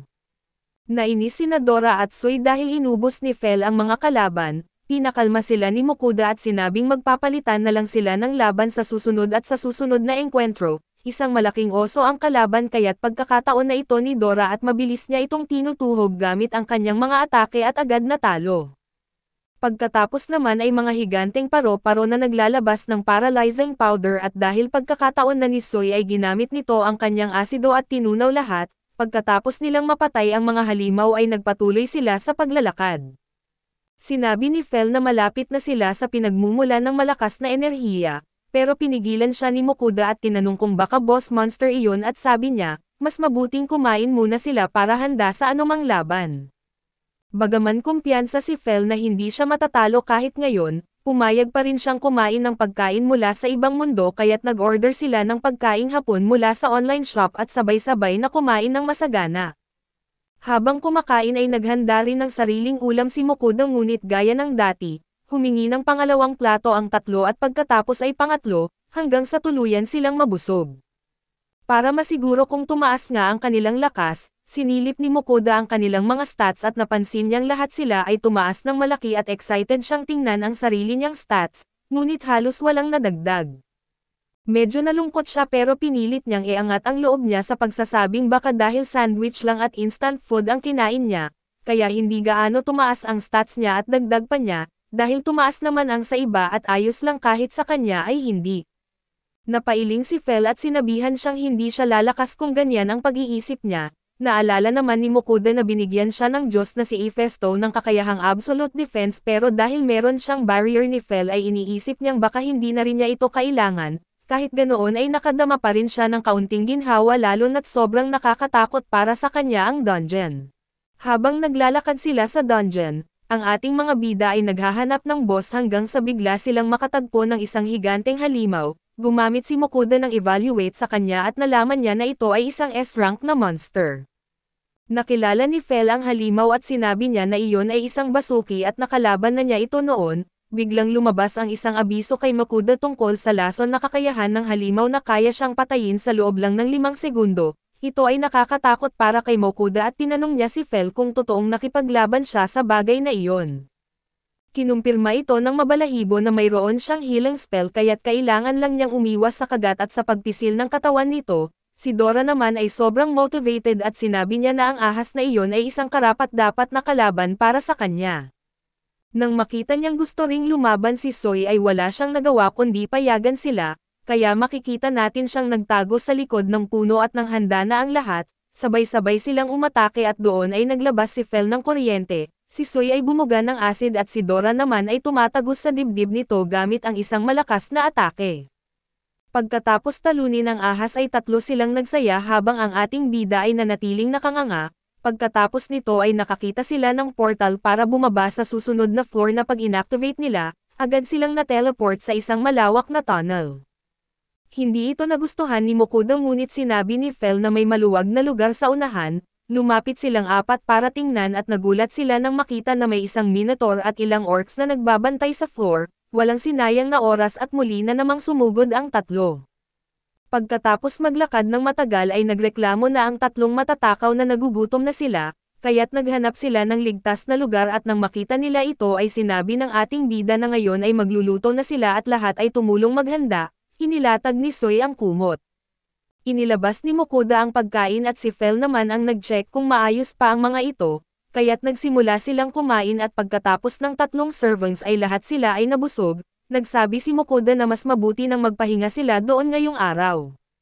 Sumang-ayon si Fel at habang magsasalita pa sana si Mokuda sa iba, dumating ang isang grupo ng adventurers kasama ang kasamahan nilang sugatan at itinanong ng Knight kay Mokuda kung meron siyang healing potion. Agad na kinuha ng ating itim ang buhok na bida ang isang potion mula sa kanyang item box at ibinigay ito sa Knight. Ginamit ng Knight ang potion sa kasama niya at agad na nawala ang kanyang sugat. Lahat sila ay nagulat at nagtanong kung espesyal ba iyon na potion at lumingon sila sa ating bida kaya't si Mokuda na medyo kinakabahan ay sumagot na mataas na kalidad lang iyon na potion, pero mas malakas ang epekto kaysa sa normal na potion. Pagkatapos nito ay tinanong niya ang tungkol sa kalagayan ng kanilang kasama at sinabi ng Knight na kahit hindi pa ito nagigising, nawala ang sugat niya at naging normal na ang kanyang paghinga at ipinakilala sila ng lalaki bilang Tempestad, isang grupo ng A-rank na adventurers bilang pasasalamat at nag-alok siya na babayaran siya ng 500 gold coins. Sa una ay tumanggi si Mokuda pero dahil sa pagpupumilit ng lalaki ay tinanggap niya rin ngunit bago iyon, binigyan niya pa sila ng ilang low-quality na potions at dagdag pa na hiniling niya na ikwento sa kanya kung ano ang nangyari. Nakanguso ang lalaki habang ikinukwento na sa boss room ng floor na iyon mayroong 3 sparigans. Nang marinig ito ay tinanong ni Mokuda si Fel sa pamamagitan ng telepathy kung delikado ba ang mga halimaw na iyon. Sagot ni Fel na mas malalaki pa sila kaysa sa mga minotaur kaya nagkaroon na si Mokuda ng ideya. Nagpatuloy ang lalaki na ikwento na pangalawang beses na nila sa dungeon na ito dahil noong una nilang bisita ay nakumpirma nila na may isang Spriggan lang, kaya bumalik sila sa ibabaw para gumawa ng plano pero hindi nangyari ayon sa inaasahan. Idinagdag niya na kahit nagbabago araw-araw ang dungeon, hindi nila inakala na ganito kalala ang pagbago pero iniisip niya na hindi iyon magiging problema para sa ating bida dahil may kakaibang familiars ito. Pagkatapos ay tinapos nila ang pag-uusap at sinabi na matutulog muna sila at bukas na lang sila babalik sa ibabaw, ngunit ang ating bida ay medyo nag-aalala at gumamit si Fel ng telepathy para patahanan siya at sinabing kahit gaano pa karami na sparigans ang nandoon, hindi iyon kalaban para sa kanya kaya't sinabi niyang matulog na siya. Kinabukasan ay makikita natin silang papunta sa boss room at naiwan naman ang grupo ng Tempestad habang kumakain at enjoy sa pagkain.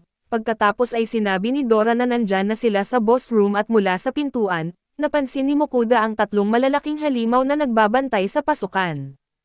Natakot ang ating bida pero ang 3 niyang kasama ay walang bakas ng takot at agad na pupuksin ang mga halimaw. Sa ilang segundo lang ay lumipad ang ulo ng isa sa mga halimaw sa harap ni Mokuda at nakita niya kung gaano kabilis nilang napabagsak iyon, kaya napansin niya kung gaano siya kaswerte na nasa panig niya sila.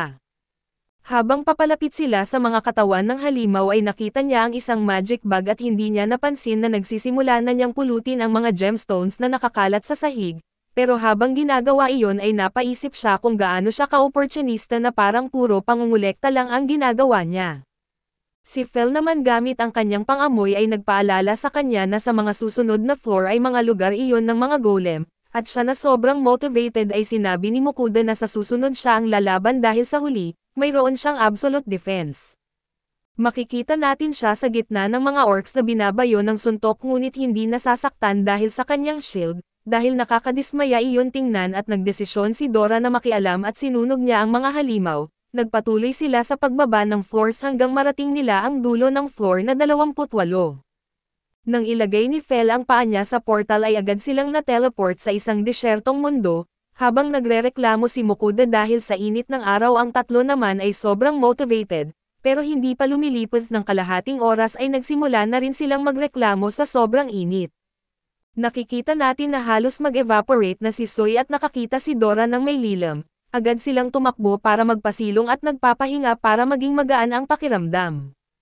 Bumili si Mokuda ng damit at tubig sa online shop at makikita natin na bumalik sa normal ang katawan ni Soy. Pagkatapos uminom ay bumili siya ng ice cream at si Fel naman ay walang pagdududa, agad niyang sinimulang kainin ito habang pinupuri niya kung gaano ito katamis at kalambot.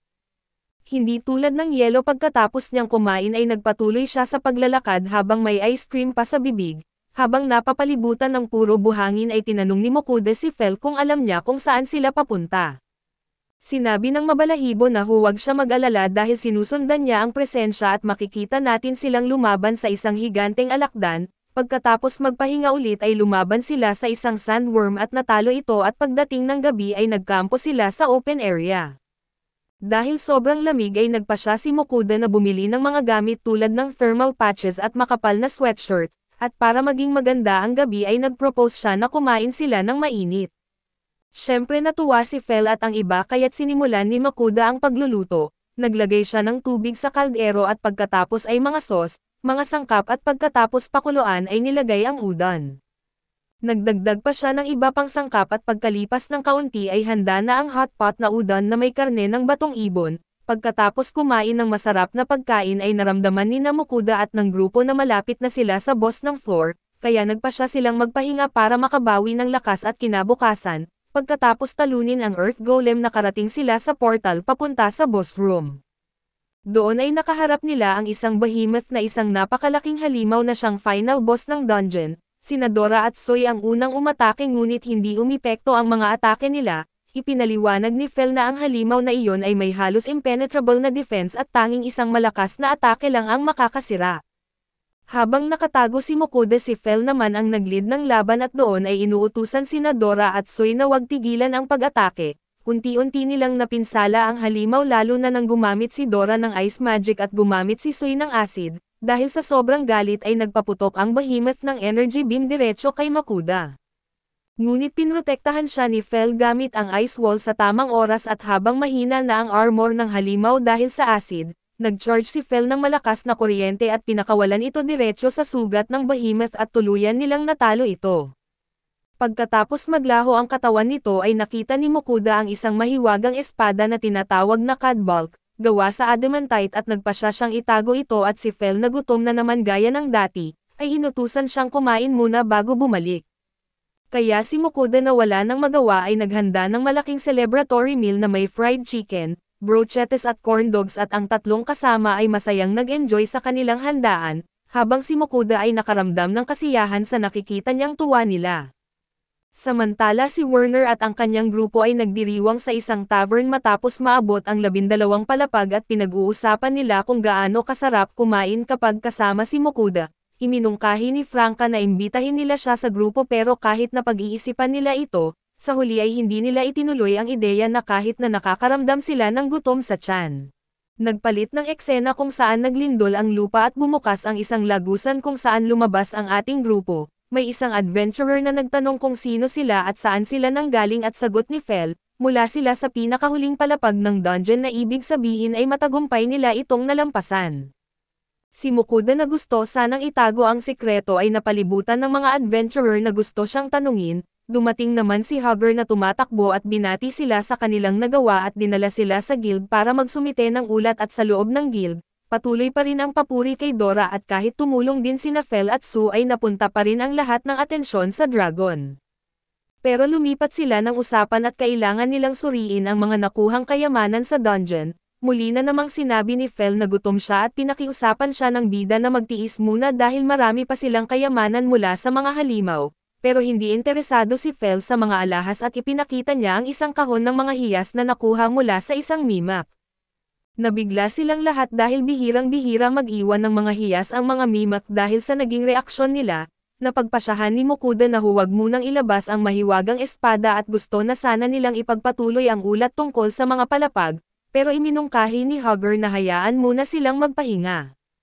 Sa kampo ay iniinom ni Mokuda ang kanyang kape na may gatas bilang gantimpala sa kanilang ligtas na paglabas mula sa dungeon. Parehong sang-ayon sina Fel at Dora na hindi magiging masarap ang paliligo kung walang gatas at hindi rin magiging buo ang lasa ng gatas kung walang paliligo.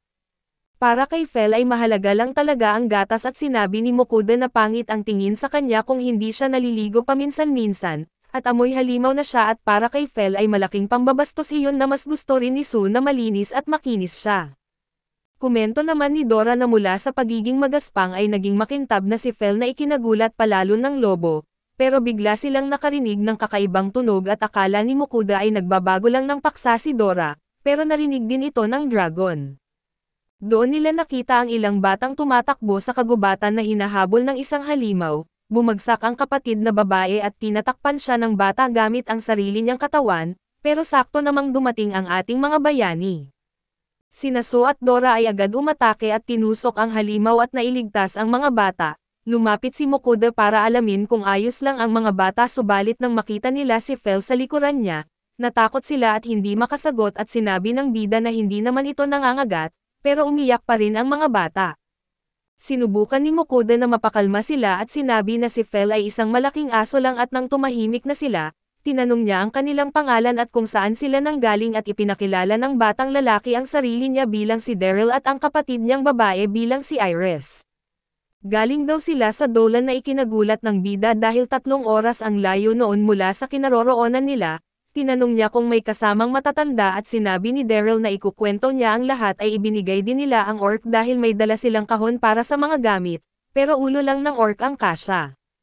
Pinayagan sila ni Mokuda na dalhin iyon kapalit ng kanilang kwento at ikinwento ni Daryl na nakatira silang 3, siya, si Iris at ang kanilang ina sa Dublin at ang kanilang ama ay isang adventurer na pumunta sa dungeon kasama ng mga kaibigan, ngunit hindi na bumalik mula noon.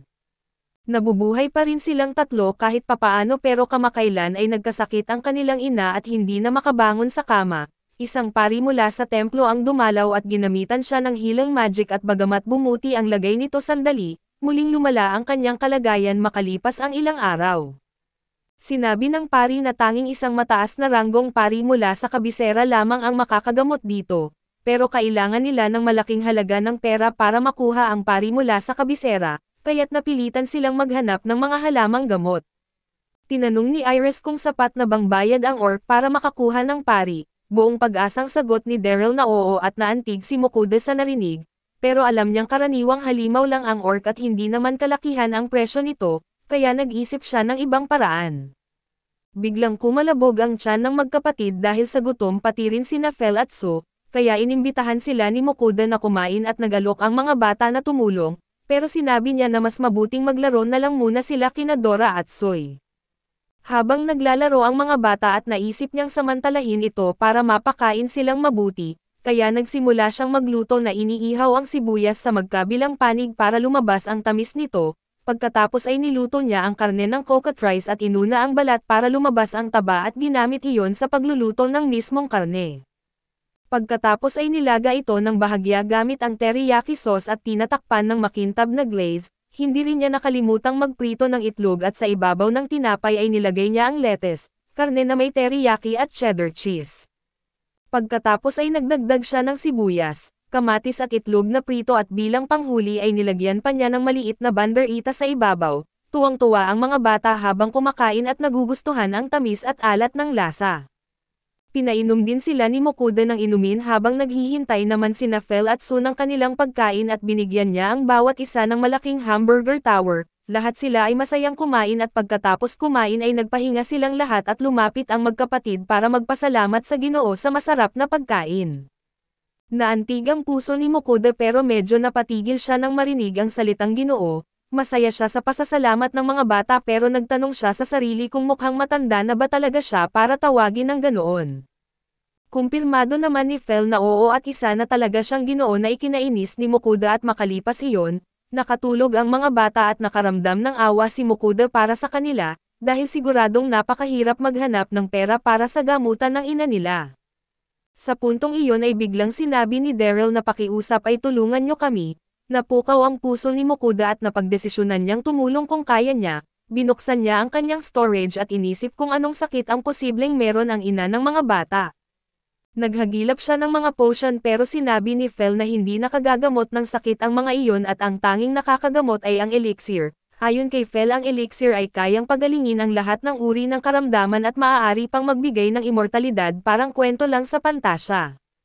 Pero naalala ni Mokuda ang sinabi ni Elela na ginagamit ang dugo ng Earth Dragon sa paggawa ng elixir, kaya posible nga itong mabuo at nakakuha siya ng 2 sangkap at hiniling kay Soy na subukang gumawa ng gamot na kayang gamutin ang anumang sakit. Binanggit ni Soy na hindi niya alam kung magagawa niya ito pero susubukan pa rin niya. Nagsimula siyang magbuo ng halo sa loob ng kanyang katawan habang inihahanda naman ni Mokuda ang mga bakanteng bote at habang ginagawa iyon ni Soy, naisip ng bida kung ano ang pwedeng ilutong pagkain para sa ina nina Daryl at Iris. Naisip niyang gumawa ng magaang sabaw at agad siyang bumili ng mga sangkap, hiniwa ang mga gulay at tinadtad ang karne at ginisa hanggang sa maluto, pagkatapos ay nilagyan niya ng tubig at consomme bago hayaang kumulo. Bilang huling bahagi ay nagdagdag siya ng broccoli at soya milk at pagkalipas ng ilang minuto, natapos din niya ang niluluto at sakto namang lumapit si Soy para sabihin na tapos na siya, inilabas ni Soy ang 3 bote na puno ng gamot. Napansin ni Mokoda ang kulay ube ng likido at na-curious siya, kaya ginamit niya ang skill na evaluate para malaman kung ano ito at doon niya nadiskubre na isa itong gamot na kayang pagalingin ang lahat ng uri ng karamdaman, pero dahil ito ay bahagyang mahinang bersyon at hindi nito kayang pahahabain ang buhay. Nang malaman ito ay pinuri niya si Soy dahil sa mahusay nitong ginawa at bigla namang sumingit si Fel, nagrereklamo dahil ginamit daw siya bilang tagapagbantay ng mga bata at humingi ng paumanhin si Mokoda at kinalong ang mga bata para bumalik na sa Dolan. Habang papalubog ang araw ay pinasakay niya ang mga bata sa likod ni Fel at sinabi na ang tiyuhin nila ang maghahatid sa kanila sa lungsod. Pagkaalis nila ay pinaalalahanan niya si Fel na huwag masyadong mabilis, pero hindi siya pinakinggan at lalo pang bumilis ang takbo. Pagdating nila sa lungsod ng gabi ay tuwang-tuwa ang mga bata dahil sobrang bilis daw ng biyahe. Bago sila maghiwalay ay ipinasa ni Mokoda sa kanila ang bangkay ng orc at sa sobrang tuwa ng magkapatid, sinabi nilang sa wakas ay makakakuha na sila ng pari para mapapagaling ang kanilang ina. Ngunit biglang nagsalita si Mokoda at iginiit niya na habang tinitingnan niya ang mga laman ng kanyang storage, may nakita siyang gamot na kayang pagalingin ang ina nila at nabigla ang mga bata. Ngunit agad niyang ipinaliwanag na hindi niya ito pwedeng ibigay ng libre. Kahit isa siyang adventurer ay isa rin siyang negosyante at dahil produkto ang gamot na iyon, kailangan daw nitong may kapalit at nag-alala ang magkapatid pero tinanong ni Daryl, bilang nakatatandang kapatid na kung magkano ang halaga nito. Sinabi ni Mokoda na napakahalaga at bihira ang gamot na iyon kaya't ang kapalit na lang ay ang orc. Gumagaan ang loob ng mga bata at agad silang pumayag at ibinigay ni Mokoda ang gamot kay Iris. At bilang dagdag ay ibinigay din niya kay Daryl ang pagkaing niluto niya para sa kanila kanina. Napaluha sa tuwa ang magkapatid habang iniisip ang posibilidad na gagaling na ang kanilang ina. Nagpasalamat si Daryl kay Mokoda at muli siyang tinawag na Ginoo at syempre ay medyo tinamaan ang damdamin ni Mokoda sa pagtawag na iyon, pero ngumiti pa rin siya at pinasalamatan sila. Bago umalis ay sinabi ni Daryl na kahit adventurer ang kanyang ama, gusto naman niyang maging isang negosyante at gagamitin daw niya ang kanyang kahon ng imbakan para magnegosyo sa lungsod at balang araw ay magkakaroon siya ng sarili niyang tindahan at makikipagkalakalan katulad ni Mokoda. Naantig ang puso ng bida na halos maiyak habang sinasabi niyang susuportahan niya ito, pagkatapos noon ay tuluyan na silang nagpaalam at ng gabing iyon habang magkasama ang grupo, binanggit ni Mokoda na mababait na bata sina Daryl at Iris. Pero matapos iyon ay bumalik siya sa usapan tungkol sa dungeon at sinabi na siguradong tumaas na ang antas nilang lahat, sinimulan niyang tingnan ang mga statistics ng bawat isa at gaya ng inaasahan, tumaas nga ang kanilang mga level. Sa huli ay tiningnan niya ang sarili niyang status ngunit halos wala itong nadagdag, doon niya napansin ang kakaibang bagay tungkol sa kanyang online shop skill at nang pindutin niya ito, bigla siyang dinala sa isang bagong bahagi ng interface na nagbibigay sa kanya ng opsyon na pumili sa pagitan ng dalawang uri ng online shop na maaari niyang i-unlock. Ang isa ay ang sikat na McDonald's at ang isa naman ay Fujila. Nagtaka ang ating bida at nilapitan siya ni Fel para tanungin kung ano ang nangyayari at nang malaman niyang tungkol pala ito sa pagkain, pinili ni Fel ang may sandwich dahil iyon din ang kinain nila noong tanghali pero sinabi ni Soy na gusto niya iyong isa ang tindahan ng mga torta. Kaya sinunod ni Mokoda ang gusto ni Soy at pinili ang tindahan ng Fujila. Medyo nagselos si Fel at tinanong si Mokoda kung hindi ba niya masyadong kinukonsinti si Soy at tumawa lang ang bida at sinabihan siyang huwag magselos. Ipinaalala rin niya na pareho silang mahilig sa matatamis sina Fel at Dora kaya dapat isipin nila ito bilang gantimpala matapos masakop ang dungeon.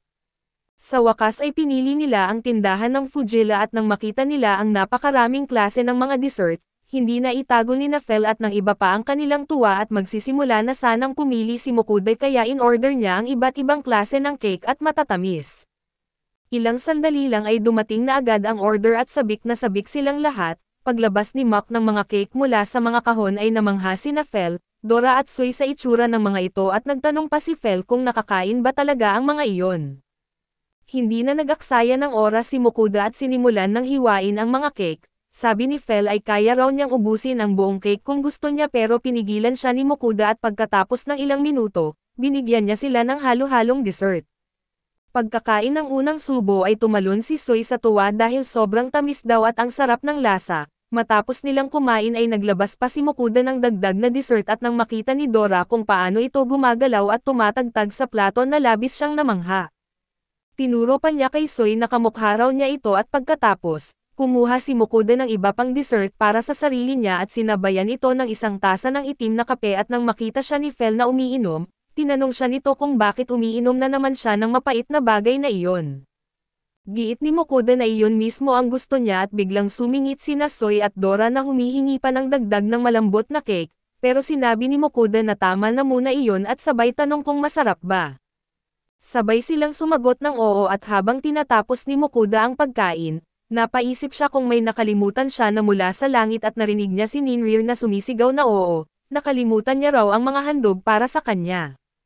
Ipinakita rin na pati ang ibang mga Diyos ay nauubusan na ng pagkain at mga produkto. Ang Diyos ng digmaan ay nagtanong kung dapat na ba silang magpadala ng mensahe sa adventurer na iyon at pagbalik sa ating bida. Napagtanto niyang ang nakalimutan niya ay bigyan ng kahit kaunti sina Daryl at Iris. Upang ipaabot ang damdamin ay ipinakita ang eksena ng magkapatid at ng kanilang ina. Nakita nilang umiinom ng gamot ang kanilang ina na gawa ni Soy at habang iniinom ito ay gumaling agad ang kanyang katawan. Sinabi niya sa mga anak na bigla siyang nagugutom. Agad namang tumakbo si Iris para dalhan siya ng sopas na niluto ni Mokuda at pagkakain niya ng unang subo, binanggit ng ina na napakasarap ng lasa na labis namang ikinatuwa ng mga bata at tahimik na naisip ni Daryl sa kanyang isipan na kamangha-mangha talaga ang gamot ng kanilang ginoong si Mokuda. Pinapangako niyang hindi niya sasabihin sa kahit sino dahil ibinigay iyon ng palihim. Pinisil niya ang kanyang kamao at sinabing magsisikap siya ng husto at balang araw, ibabalik niya ang kabutihang loob ni Mokuda. Ngayon ay makikita natin si Mokuda sa gremyo kung saan ang ibang tao ay nagpuputol ng pagkain at naglilinis ng mga alahas. Binigyan sila ni Ellen ng mga utos kung paano hiwain ang karne at ang lakas ng mga mahiwagang bato para magpapakulo ng tubig, at binanggit niya na mas ganado ang lahat matapos may makasakop sa Mazmora. Dahil abala ang lahat ay umaasa lang ang bida na hindi siya makakalimutan, saktong dumating si Hugger at inis na makita si Ellen na nagsasayang ng oras at nag-iisip ito kung paano nalaman ni Hugger kung nasaan siya, at sinagot siya nito na kilalang kilala na niya siya at ngayong araw ay dapat niyang isumite ang ulat tungkol sa mga produktong natanggap nila. Idinagdag pa niya na hinihintay siya ni Mokuda at noon lang niya napansin na nakatayo pala siya sa pintuan. Pero na-distract siya sa pagbibigay ng mga utos kaya't hinihila siya ni Hugger para tuparin ang kanyang tungkulin. Humingi siya ng paumanhin kay Mokuda dahil sa tagal at iniwan kay Marcel ang lahat ng responsibilidad. Umalis sila habang iniisip kung gaano kasama si Hugger at ngayon silang dalawa na lang. Nagpasalamat si Hugger sa bida dahil ang gremyo ay nakakaranas ng kasaganahang hindi pa nila naranasan noon. Pero dumiretso na siya sa pakay at pinag-usapan ang mga produktong iniwan nito. Bukod sa mahalagang lagayan ng mga hiyas na galing sa Mimiko, hiniling nilang tingnan niya ang loob ng bag at nakita niya ang 12-dosenang alahas. Lahat sila ay nagulat lalo na si Mokuda dahil hindi niya pa nasuri ang laman nito. Sinabi ni Fel na ito ang unang beses na may laman iyon at ganoon din ang iniisip ni Ellen, dahil naglalaman ito ng mga hiyas at hindi ito nasira o nabawasan ang halaga. Idinagdag niya na ang mga hiyas mula sa mga Mazmora ay mataas ang demand, kaya imposible para sa kanila na makabili ng ganoong karami na dami at sinermunan pa siya dahil ginastos niya ang budget sa Earth Dragon. Binanggit ni Hugger na nais bumili ng guild ng mga mangangalakal ng parte na hindi nila maaaring kunin. Naalala ni Mokuda na hindi magandang ideya ang direktang pakikipagtransaksyon sa kanila, ipinaliwanag ni Hugger na ginagawa nila ito para maiwasan ang mga panloloko, pero dahil sila ang magmomonitor ay walang magiging problema. Naiintindihan iyon ni Mokuda at ipinahayag na pwede nilang ibenta ang mga hiyas dahil naka-affiliates naman sila sa gremyo ng mga mangangalakal. Tinanong siya ni Hugger kung marunong ba siyang tumasa ng mga bagay, dahil mahirap pakitunguhan ang mga tao na iyon at kayang males ang presyo ng mga ito. Ang sagot lang niya ay hindi siya marunong at nag-alok si Hugger na samahan siya, dahil nakasalalay dito ang reputasyon ng gremyo kaso sa pagkakataong iyon, hinalok ng bida na siya na lang ang pupunta dahil siya ang maestro ng gremyo. Hindi nagpauto si Hugger at alam niyang sinasabi lang iyon para makatakas sa trabaho. ipinaliwanag niya na komplikado ang papeles at sinusubukan niyang bumawi sa ibang aspeto pero sa ngayon, sobrang dami ng mga kahilingan sa kanila. Kaya't habang siya ang pupunta ay iiwan niya si Ellen para gawin ang trabaho niya, kung hindi ay ibebenta niya ang bagay na tinatitigan nito tuwing umaga at nabigla si Ellen at agad niya itong pinagbabawalan, tumutukoy sa pangil ng Earth Dragon na ginawang espada. Dahil doon ay napilitan siyang tanggapin ang trabaho at napaisip si Mokuda kung sino ba talaga ang totoong pinuno ng gremyo. Paglabas nila ay muling sinabi ng tatlo na gutom na sila kaya't ipinaalam niya kay Hugger na kakain muna siya at magkikita sila sa loob ng 2 oras sa harap ng gremyo. Kaya nagpalakad-lakad ang bida sa perya at bumili ng pagkain at nang makarating siya sa isang pwesto ng mga brochetes, humingi siya ng ilang piraso at makikita natin siyang bumili ng 76 na brochetes at habang nilalamon ng tatlong matatakaw ang lahat ng pagkain, binanggit nila kung gaano kasalat at katigas ang mga ito. Matapos nilang kumain at lumipas ang 2 oras ay nakipagkita sila kay Hugger sa gremyo ng mga mangangalakal, doon nila nakilala si Adriano ang maestro ng lugar at inanyayahan niya silang pumasok sa isang pribadong silid. Sa opisina ay nakilala rin nila si Ruslan at ito ang Tazador ang matandang lalaki na naglilinis ng kanyang gamit, sinabi niyang matagal na niyang hindi nakikita ang mga hiyas mula sa Mazmora, kaya kailangan niya itong tasahin ng maingat at hiningi niya na ipakita ang mga ito. Binuksan ni Hugger ang unang malita na naglalaman ng lahat ng karaniwang hiyas at nang suriin ito, namangha si Ruslan sa napakagandang kulay ng mga bato at iginiit niyang pinakamataas ang kalidad ng mga ito, may malinaw na transparency at walang bahid ng dumi. Pero nilinaw ni Hugger na hindi pa iyon lahat at kinuha niya ang isang kahon at ipinakita ang isang mas kumikislap na hiyas, sa simpleng pagtingin ay nakilala agad ng matanda na iyon ay Imperial Topaz, isang hiyas na hindi na nakikita sa loob ng mga dekada at sinasabing nagdadala ng swerte. Sa dami ng binabanggit nilang nakakagulat ay napanganga si Mokuda. Pagkatapos suriin at tasahan ang lahat ng hiyas ay inalok ni Adriano ang isang presyo na 7,460 gintong barya para sa mga ito at syempre, dahil wala siyang alam tungkol dito ay muntik na niya itong tanggapin agad. Pero tinanggihan ni Hugger ang alok at sinabi na bilang bise-maestro ng gremyo ng mga adventurer, may sapat siyang kaalaman sa ganitong mga bagay at alam ng lahat na ang pagiging bihira ng Imperial Topaz ang dahilan kung bakit tinatawag itong isang mythical gem, at dapat itong magkaroon ng napakataas na halaga sa mga collector. Idinagdag din niya na ang iba pang mga diamante ay galing pa sa Mazmora at malalaki ang sukat, kaya sobrang baba ng presyo na inaalok sa kanila at binalaan niya ang mga mangangalakal na kung gigipitin nila ang halaga at walang galang sa adventurer niya, duda siyang di na sila magkakaroon pa ng negosyo sa hinaharap. Dahil dito ay ninerbiyos sina Adriano at Ruslan kaya't mabilis nilang tinanggap na kailangan nilang itama ang presyo. Pagkatapos baguhin ang halaga at nag-alok sila ng 9,480 gintong barya at nang tanungin kung kumusta ang alok, sinabi ni Hugger na ayos ito at nakahinga ng maluwag ang mga mangangalakal. Pagbalik nila sa gremyo ay ikinwento nila kay Ellen ang nangyari, nagpasalamat si Mokuda sa tulong at agad namang nagyayabang ang elf na kung siya raw ang nakipagnegosasyon, baka doble pa ang nakuha nila pero wala namang naniwala sa kanya. Pagkatapos ay tinanong niya ang bida kung dala niya ang kanyang card sa gremyo at kinuha ito ni Mokuda at nagtanong kung iyon ba ang tinutukoy. Agad naman itong pinalitan ng gintong card dahil tinaas siya sa rank A dahil hindi na siya pwedeng manatiling rank C matapos masakop ang Mazmora. Bilang rank A ay makakatanggap na siya ng mga utos mula sa kaharian. Hindi makapaniwala si Mokuda at sinusubukan pang ibalik ang card dahil pakiramdam niya ay masyado pang maaga para tumaas ng ranggo. Tinanong siya ni Ellen kung sigurado ba siya dahil ang rank A adventurers ay mayroong 10 libreng meal tickets sa kantin ng gremyo. May mga discount din sa mga inn at wala ng limitasyon sa pagtanggap ng mga utos, kaya pwede na niyang kunin ang kahit anong mission at nang marinig ito ni Fel, agad siyang nagising na sobrang excited at hinihikayat si Mokuda na tanggapin ito. Sa huli ay sinabi ni Ellen na umaasa siyang patuloy na magiging maganda ang performance ng bida bilang adventurer kaya tinanggap din nito ang card. Pagkatapos ay bumalik sila sa kanilang kusina at tinanong ni Dora kung ano ang kakainin nila at sinagot niyang karne ang paborito ng lahat. Pagkalatag ng lahat ng gamit ay kinuha niya ang karne mula sa portal, binanggit niyang ang grinder ng karne mula sa online shop ay nasira na kaya pinapagawa niya kay Soy ng grinder mula sa Mithril at nakapaggiling ito ng sobra-sobrang karne. Kaya't ang hapunan nila ay meatloaf na may napakaraming giniling na karne. Ngayon ang paggawa na habang ibinababad ang tinapay na mumo sa gatas at hinihiwa niya ang mga sibuyas, ito ay igigisa kasama ang tinunaw na mantika sa kawali at kapag naging transparent ang sibuyas ay idinadagdag ang halo ng gulay. Sa isang malaking bowl pagsasamahin ang giniling na karne, tinapay na mumo na nababad sa gatas at ang ginisang gulay at pagkatapos ay maglalagay ng binatil na itlog, asin, bagong giniling na paminta at nutmeg, minamasa ito hanggang maging tama ang lapot. Kapag handa na ang mixture ng meatloaf ay nilalatagan ang molde gamit ang mga piraso ng bacon, ilalagay ang kalahati ng karne at ididikit para matanggal ang hangin at sa gitna, ilalagay ang mga itlog ng pugo at tapos tatakpan ulit ng karne, sinasara ito gamit ang natitirang bacon at binalot sa aluminum foil bago ipasok sa oven.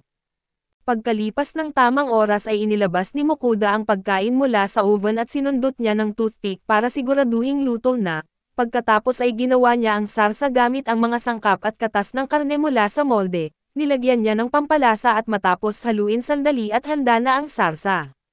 Sa huli ay hinihiwa niya ang meatloaf sa makakapal na piraso at nilagyan ng bagong lutong sarsa. Sa ganda ng itsura ng pagkain ay humanga ang tatlong matatakaw kahit si Fel na nagpapanggap na natutulog, hindi maalis ang tingin habang naglalaway sa pagkain.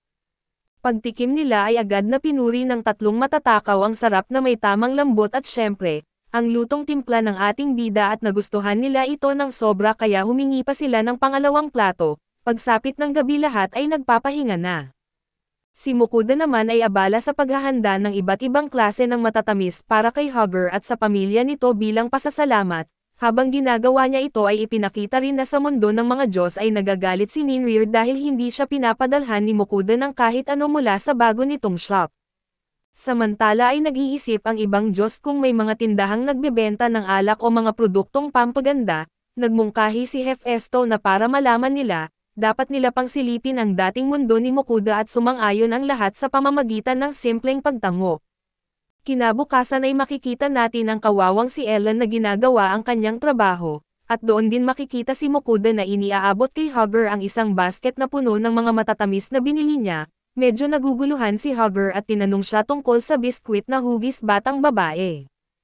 Para hindi na tumaas ang paliwanag at baka hindi rin niya maintindihan, sinabi na lang ni Mokuda na simbolo iyon sa kanyang bansa at pagkarinig nito, tinanong ni Hugger kung sigurado ba siya na okay lang nabigyan siya ng ganoon karami na produkto na napakahalaga. Hiniling sa kanya ng bida na tanggapin niya iyon at pagsaluhan kasama ng kanyang pamilya dahil sa kanyang pagpupumilit ay napapayag din si Hugger at makikita natin na pagkauwi nito sa bahay, masayang-masaya nilang kinain at pinagsaluhan ang mga matatamis na ibinigay sa kanila. Kinabukasan, tinanong ni Fel si Mokuda kung ano ang kakainin nila sa tanghalian ngayon at kahit kakaalmusal lang nila, pero maganda raw na nag-iisip na para sa susunod at aminado si Mokuda na gusto niyang magpahinga. Biglang lumitaw sina Dora at Soy at tinanong kung pababayaan ba sila nitong hindi kumain, para kay Fel ay okay lang na magpahinga siya pero siya lang din ang tanging marunong magluto. Ang tinutukoy naman ni Mokuda ay maghanda lang ng simpleng ulam tulad ng inihaw na karne at gulay, tapos tatapusin ng yakisoba.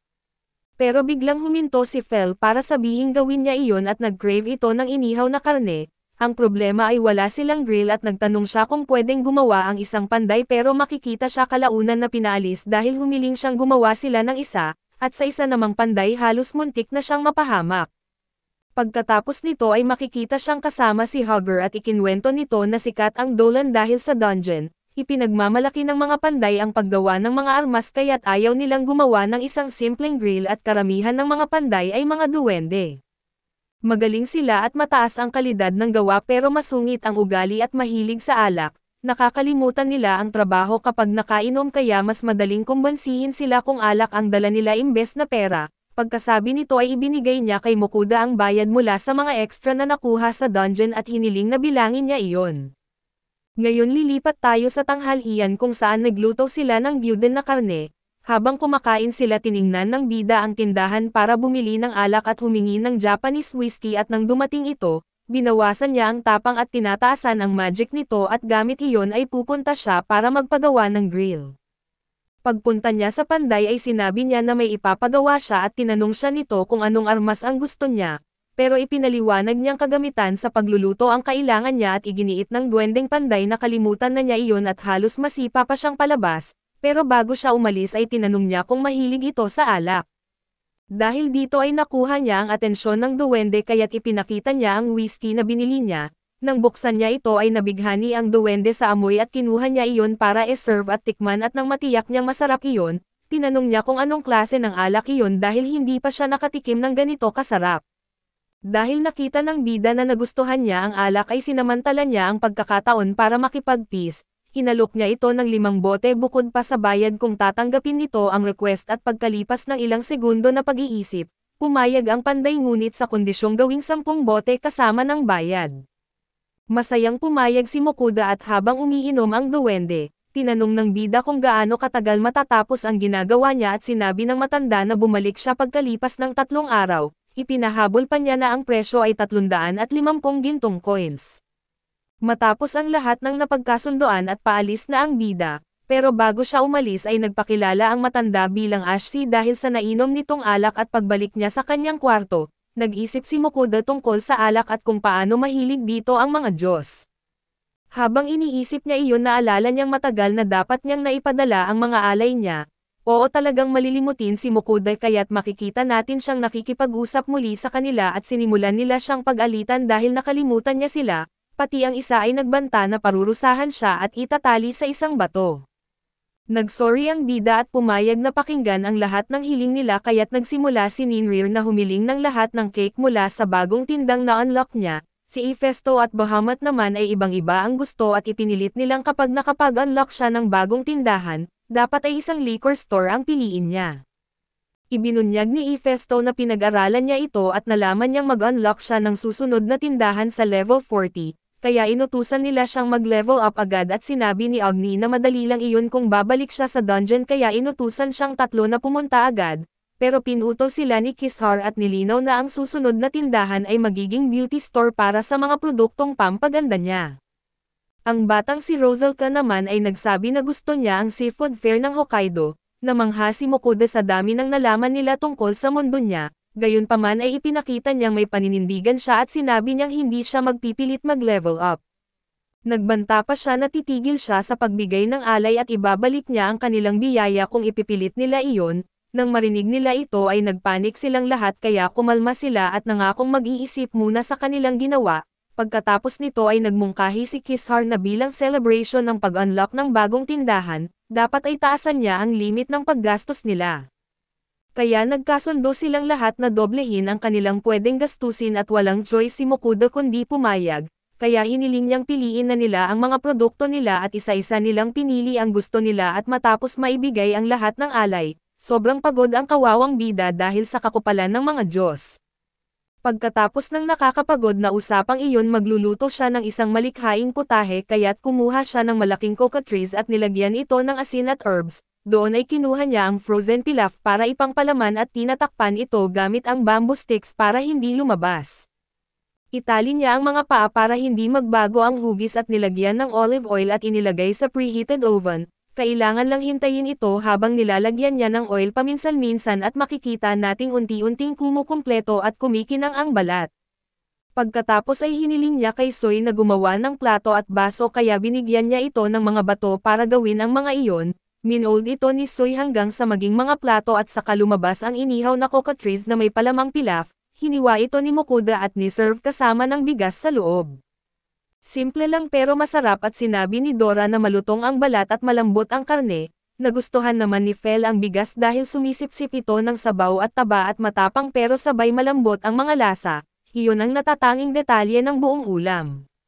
Naalala ni Mokuda na matutulis ang mga buto pero kinain lang iyon ng iba na parang wala lang at para sa dessert, gumawa siya ng flan para sa lahat at ngayon na nakuha na nila ang dungeon at nagkapera na, nagtanong sila kung ano pa ang dapat nilang gawin, pero sa ngayon ay matutulog muna sila. Samantala ay nag-e-enjoy ang mga Diyos sa pagkain at nakipag-usap si Bahamut kay Hephaestus tungkol kay Mokuda at sa pagtaas ng level. Iniisip niyang kung magkakaroon sila ng liquor store ay makakatikim pa sila ng maraming alak, pero ayaw nitong mag-level up. Ipinagtapat ni Hestia na hindi sila pinagbawalan na bigyan siya ng isang partikular na kakayahan, dahil pareho sila ng naiisip at doon ay napagdesisyonan nilang bigyan siya ng biyaya na kung saan doble ang experience na makukuha niya. Kinabukasan ay hinanap niya ang panday para ibigay ang alak, kaya pumunta sila sa likod na kwarto para ipakita ang grill at sa tingin ni Mokuda ay napakaganda nito para sa pag-ihaw at iginiit ni Ashie na inayos niya ang ilang bahagi sa plano, ibinaba ang presyo sa 300 dahil sa alak at nag-enjoy siya sa paggawa nito. Bago niya ito ibigay ay nagmungkahi siyang gamitin ang oras para tuluyang matapos ito at ayusin kung may kulang pa. Sumang-ayon ang bida dahil makakakain sila ng mas maaga at hindi na siya nag-aksaya ng oras at inilabas niya ang lahat ng karne at sinimulan itong lutuin. Sina Soy at Dora ay hindi makapaghintay na matikman ang bagong pagkain at sakto namang dumating siya na may dalang mga longganisa. Tinanong niya ang bida kung pwede niyang gamitin ang grill nito at walang problema kay Mokuda kaya pinagamit niya. Makikita natin ang duwende na nagluluto ng mga longganisang siya mismo ang gumawa. Sinabi niya sa bida na papatikiman niya ito ng ilan at nagpasalamat ang binata at pagkatapos magluto ay nagsimula si Mokuda na hiwain ang karne, inilagay ang mga sarsa sa mesa at sa ganoong paraan handa na ang kanyang inihaw na karne ng orc at karne ng astado na toro. Kaagad namang kumain ang tatlong matatakaw at pinuri ni Fel ang pagkaka-crunchy at juiciness ng karne. Dumating si Mokuda na may dalang mas maraming karne at sinabihan siya na tikman ito kasama ng wasabi sauce. Nang subukan niya ay naaliw ang duwende sa sarap at lambot nito at sinubukan din ng iba at namangha sila sa lasa. Sakto rin naman na sinabi ng panday na naluto na ang longganisa at inalok niya si Mokuda at nang matikman ito ay hindi niya maiwasang ngumiti dahil sa sobrang sarap. Sinabi ni Alay na kakainin niya iyon kasama ng masarap na alak at dahil dito, iginiit ni Mokuda na maghintay muna siya at hiningi niya ang alak at pumunta sa isang lugar na malayo para kumuha ng yelo, tubig at isang baso ng mithril at nilagyan niya ng yelo ang baso at doon ay ibinuhos ang whiskey, nagdagdag ng soda water at sa huli ay pinipiga ng kaunting lemon. Pagkatapos nito ay bumalik siya kay Ace at ibinigay ito at nang matikman ng matanda, hindi niya ito tinigilan hanggang maubos at sinabi ni Mokuda na sa isang banyagang bansa, tinatawag itong highball at napatingin si Alesh sa baso at binanggit na sa panahong ito, napakahirap makahanap ng yelo at higit pa dito ay wala itong kahit anong dumi. Ang tubig na may bula na nakalagay sa baso ng mithril ay talagang hindi normal at nagulat si Mokuda na napansin iyon ng matanda, pero ipinabatid ni Alesh na huwag siyang gawing tanga at di birong sinasabi ng lahat na ang kanyang pagawaan ang pinakamagaling sa Dolan. Lalong nagulat si Mokuda kaya tinanong niya kung ganoon ba siya kahalaga, nalito si Ace at tinanong kung ano ba sa tingin niya siya at walang pag-alinlangan, ipinaliwanag ni Mokuda na inakala niyang isa lang siyang lasenggerong panday. Natawa si Alesh at inamin na medyo tama naman iyon at dagdag pa niya, hindi niya inakalang ang isang taong mukhang walang pakialam tulad ni Mokuda ang siyang sumasakop sa dungeon, hindi makapaniwala si Mokuda kaya tinanong niya kung paano niya nalaman iyon. Sagot ng matanda ay pinag-uusapan siya ng marami sa lungsod, pagkarinig nito ay natahimik lang si Mokuda at napaisip habang pinagmamasdan ang tatlo niyang matatakaw na kasama. Kinausap ni Mokuda ang mga alaga niya tungkol sa pag-alis nila mula sa Dolan, wala namang problema kay Fel pero bago iyon gusto pa niyang bumalik sa Mazmore pero hindi na pwede, dahil gusto niyang umalis bago kumalat ang balita na nalampasan nila ito. Kaya gusto niyang umalis kinaumagahan at tinanggap naman ito ng iba kapalit na papayagan silang manghuli, para kay Mokuda ay ayos lang at habang hinihintay niya sila ay gagawin niya ang mga salchika ni Alex, si Soy lang ang nanatili para tumulong. Bago umalis sina Fel at Dora para mangaso ay binanggit ni Mokuda na ilagay nila ang mga huli sa isang bag, hindi niya kailangan ng marami kaya't sinabi niyang maghinay-hinay lang sila at ngayon kasama si Soy, inayos nila ang kusina. Hiningi niya kay Soy na gawin ang mga bagay na iginuhit niya sa sahig gamit ang mithril habang siya naman ay bumibili ng kagamitan at pampalasa, nang handa na ang lahat ay nagsimula na silang magluto. Una ay hiniwa niya ang karne ng orc gamit ang grinder at kailangan ding alisin ang alat sa bituka ng tupa, maghanda ng tubig na may yelo para palalamigin ang karne at idagdag ang giniling na karne, asukal, asin at pamintang itim. Kailangan itong masasahin ng mabuti hanggang maging malagkit at pagkatapos, kinabit niya ang nozzle na ginawa ni Soy sa mangga at inilagay ang giniling na karne at ikabit ang dulo ng bituka sa nozzle at lagyan ito nang hindi pumapasok ang hangin. Kapag napuno na ay iniikot ito para magkaroon ng hugis at pagkatapos ay pinuputol at ngayon ay oras na para ihawin, tumikim si Mokuda ng isa at ibinigay kay Soy ang iba at sabi niya masarap daw. Saktong dumating sina Fel at Dora at nagrereklamo na kumain sila nang wala sila, Tinanong sila ni Mokuda kung kumusta ang pangangaso at ipinahayag ni Fel na medyo ganon dahil yung iba ay hindi na pumasok sa bag, iniwan lang nila sa sahig at makikita natin ang isang tigre at isang rhino. Kahit sinabi niyang maghinay-hinay lang sa paghuli ay hindi talaga nila napigilan, pero kahit ganoon ay nagpunta na silang kumain at habang kumakain, inilarawan nila kung paano pumuputok ang balat at lumalabas ang katas ng karne. Tunay na nakakatakam ay kumain din si Mokuda at kumuha ng inumin para mas masarap ang pagkain. Pumunta tayo sa pamamaalam at dumating sina Hugger at Ellen para magpaalam at hindi makapaniwala si Ellen na aalis siya agad, dahil gusto pa sana niyang mas makasama si Dora. Bukod pa roon ay pinapaalala niya ang pangako na dalhan siya ng dragon at kung pupunta siya sa beam, nagmamakaawa siya na manghuli siya ng Leviathan na minsan na raw napatumba ni Fel at natuwa siya sa ideya dahil gusto niyang hatiin ito, at sa huli nagpaalam na sila sa lahat. Ganito sila umalis papuntang Blay at sa biyahe ay makikita kung paano nila ini-enjoy ang pagkain, namasyal sila sa mga tanawin at kumain ulit at sa wakas ay nakarating sila, sa entrada ay sinalubong sila ng mga gwardya ng may pag-aalala kaya't pinapaamo sila. Sinabi ni Mokuda na mga kasama niya ang mga iyon at doon ay lumapit siya at ipinakita ang kanyang ranggong A na card, nang makita iyon at namangha ang mga gwardya at naintindihan nila kung bakit ganoon ang mga kasama niyang hayop, pinayagan nilang makapasok si Mokuda. Habang naglalakad siya sa lungsod sinabi ng ating bida na mas maliit ito kaysa sa Dolan pero buhay na buhay pa rin, sa wakas ay nakarating siya sa ari-arian ni Yoran at ang guildmaster ng adventurers ng Nihof at malugod siyang tinanggap ng matanda. At habang nakaupo sila ay tinanong siya kung talagang pumunta siya para tanggapin ang mga high-rank na request. Kinumpirma ito ni Mokuda at pagkarinig nito ay nagpasalamat si Yoran, sinabi niyang may dalawang request siya at ang una ay alisin ang mga masasamang halaman na sumasakop sa kagubatan sa kanluran ng lungsod, at ang pangalawa ay patayin ang Cyclops na lumitaw sa clay quarry na ginagamit para gumawa ng ceramika. Narinig na ang mga request ay tinanong ni Mokuda ang mga bata kung kaya ba nilang manghuli ng mga halimaw na iyon, paalala ni Fel na siya ang kausap kaya't hindi na dapat nagdududa si Mokuda at si Dora naman ay kumpiyansang nagsabi na ang mabagal na Cyclops na iyon ay wala lang sa kanya, pati na rin ang mga halamang mahika. Kaya naman sinabi ni Mokuda sa Guildmaster na magsisimula sila sa pangangaso kinabukasan. Nagpasalamat ang matanda at bago umalis si Mokuda at may hiningi pa siyang isa pang bagay na impormasyon tungkol sa pag-upa ng bahay pansamantala. Walang alinlangan ay nag-alok si Yoran na bibigyan siya ng isang liham ng rekomendasyon para dalhin sa Merchant Guild at humingi ng tulong doon. Makikita natin ang pagdating ng ating bida at ibinigay niya ang liham sa receptionist at matapos maghintay ng ilang minuto, dumating si Domenico ang Vice Master ng Merchant Guild.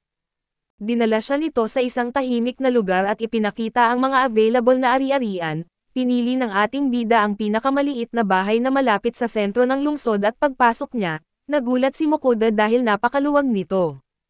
Habang nagpapahinga ang mga bata ay nag-ikot ang bida sa mansyon at nang makita niya ang napakalaking kusina, nagpasya siyang maghanda ng hapunan at bumili siya ng mga sangkap sa online shop at sinimulan ang pagluluto ng masarap na curry.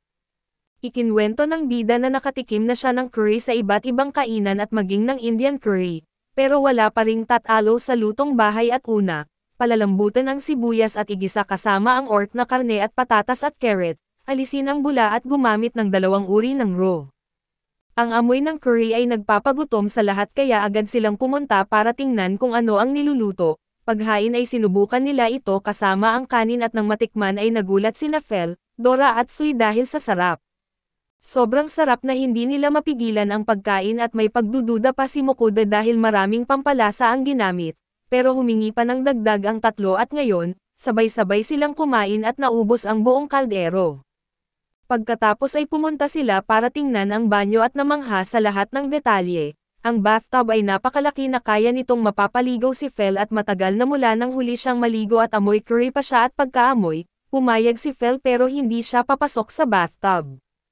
Kaya nakita natin siyang pinaliliguan ni Mokuda at hindi na ganoon kasama para kay Fel sa pagkakataong ito, pero gusto na rin niyang umalis agad at pagkatapos ay nagpagpag siya at kumikinang na lumabas ng banyo, habang ang iba ay nag-enjoy sa bathtub at pagkatapos lahat sila ay humiga sa kama at nakatulog. Kinabukasan ay lumabas sila para hanapin ang masasamang halaman, sabi ni Fel ay nagkalat ang mga ito pero palagi silang nasa kailaliman ng kagubatan at nagmungkahi ang bida na maghati-hati. sumama siya kay Soy at tiniyak na magiging ayos lang sila. May gusto rin siyang subukan at bago umalis ay binigyan niya si Fel ng bag at sinabi na ang mas advanced na halaman ay may iniiwang magic stones at huwag magpapatapon ng kahit isa. Pag alis nila ay makikita si Mokuda na may dalang sprayer para gamitin bilang sandata laban sa mga halimaw. Maya-maya ay nag-abiso si Soy na wasak ang mga puno at biglang mula sa mga palumpong, lumitaw ang isang carnivorous plant at walang alinlangan ay sumugod si Soy at tinalo ito. Ngunit agad na lumitaw ang mas marami pang katulad nito.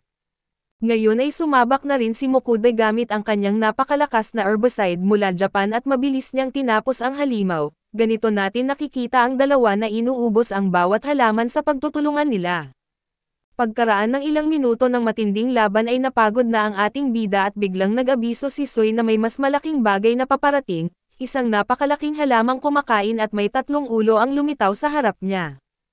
Nang susubukan nitong umatake sa ating protagonist at agad niya itong winisikan ng herbicide, na nagpabaluktot sa halaman sa sakit pero umatake pa rin ito, nakahandusay si Mokuda sa lupa habang pinapanood kung paano siya muntik ng lumunin ng halaman. Ngunit sa isang mabilis na galaw ay winisikan niya ulit ng herbicide ang mga ulo nito at nakita niyang muling nagpipilipot ito sa sakit, at napansin niyang maingat nitong pinoprotektahan ang mga ugat at dahil dito, desidido na siyang tapusin ito at doon ay kinuha niya ang 2 herbicide at pasigaw na hinamon ang halaman na umatake. Makalipas ang ilang sandali ay makikita natin silang nag-iipon ng mga magic stone at dumating sina Fel at Dora. Tinanong sila ni Mokuda kung kumusta ang naging laban at pareho nilang sinabi na natapos nila ang lahat ng halaman at nakolekta rin ang mga bato. Inisip ni Mokuda na tapos na nila ang request pero iminumungkahi ng iba na pumunta naman sila para talunin ang Cyclops. Siyempre ay tumatanggi si Mokuda pero mas marami ang bumoto kaya't sa isang mabilis na lipat ng eksena, makikita ang Cyclops na natalo na may malaking butas sa tiyan. Pagbalik sa mansyon ay naligo ang mga bata at paglabas ay sinabi ni Fel sa ating bida na nag-evolve na si Soy, nagpa siya si Mokuda na tingnan ang stats nito at nakita ang bagong skill na Ultra Gigantization at tinanong niya si Soy kung alam niya kung ano iyon. Sagot ni Soy na mukhang kaya na raw niyang maging sobrang laki at dahil dito, iminungkahi ni Mokuda na ipakita niya iyon bukas bago sila pumunta sa Adventurers Guild. Sunod ay tiningnan ni Mokuda ang stats ni Fel ngunit dahil mataas na ang level nito, halos wala itong napansin na pagbabago at huli niyang sinilip ang stats ni Dora kaso mahimbing itong natutulog. Tinanong naman ni Fel si Mokuda tungkol sa kanyang sariling stats dahil maganda ang performance niya sa laban kanina. Excited na binuksan ni Mokuda ang datos niya at nakita niyang malaki ang tinaas nito at bigla niyang napansin ang isang buff duplication of experience. Nalito siya at tinanong ang sarili kung kailan niya nakuha iyon at sinabihan siya ni Fel na alalahanin kung saan ito nanggaling. Doon niya naalala na ibinigay iyon ng mga Diyos para agad siyang tumaas sa level 40 at naiinis, nangako siyang ireklamo niya iyon sa susunod na magpadala siya ng mga alay. Kinagabihan bago matulog ay tinanong ni Mokuda si Fel kung magpapatuloy pa ang pag-evolve ni Soy, sagot ni Fel na malamang oo dahil ang huling evolution ng slime ay Slime Emperor at dagdag pa niya, minsan ay nakalaban na raw niya ang ganoon at napakalakas na kalaban, nagulat ang ating bida na napatingin kay Soy at hindi makapaniwala. Kinabukasan ay pumunta sila para tingnan ang isang bahagi ng kagubatan. Humingi si Mokuda ng pabor kay Soy at gusto niyang subukan kung gaano siya kalaki kapag magamit nito ang Ultra Gigantization. Pumayag si Soy at humiling na lumayo sila ng kaunti.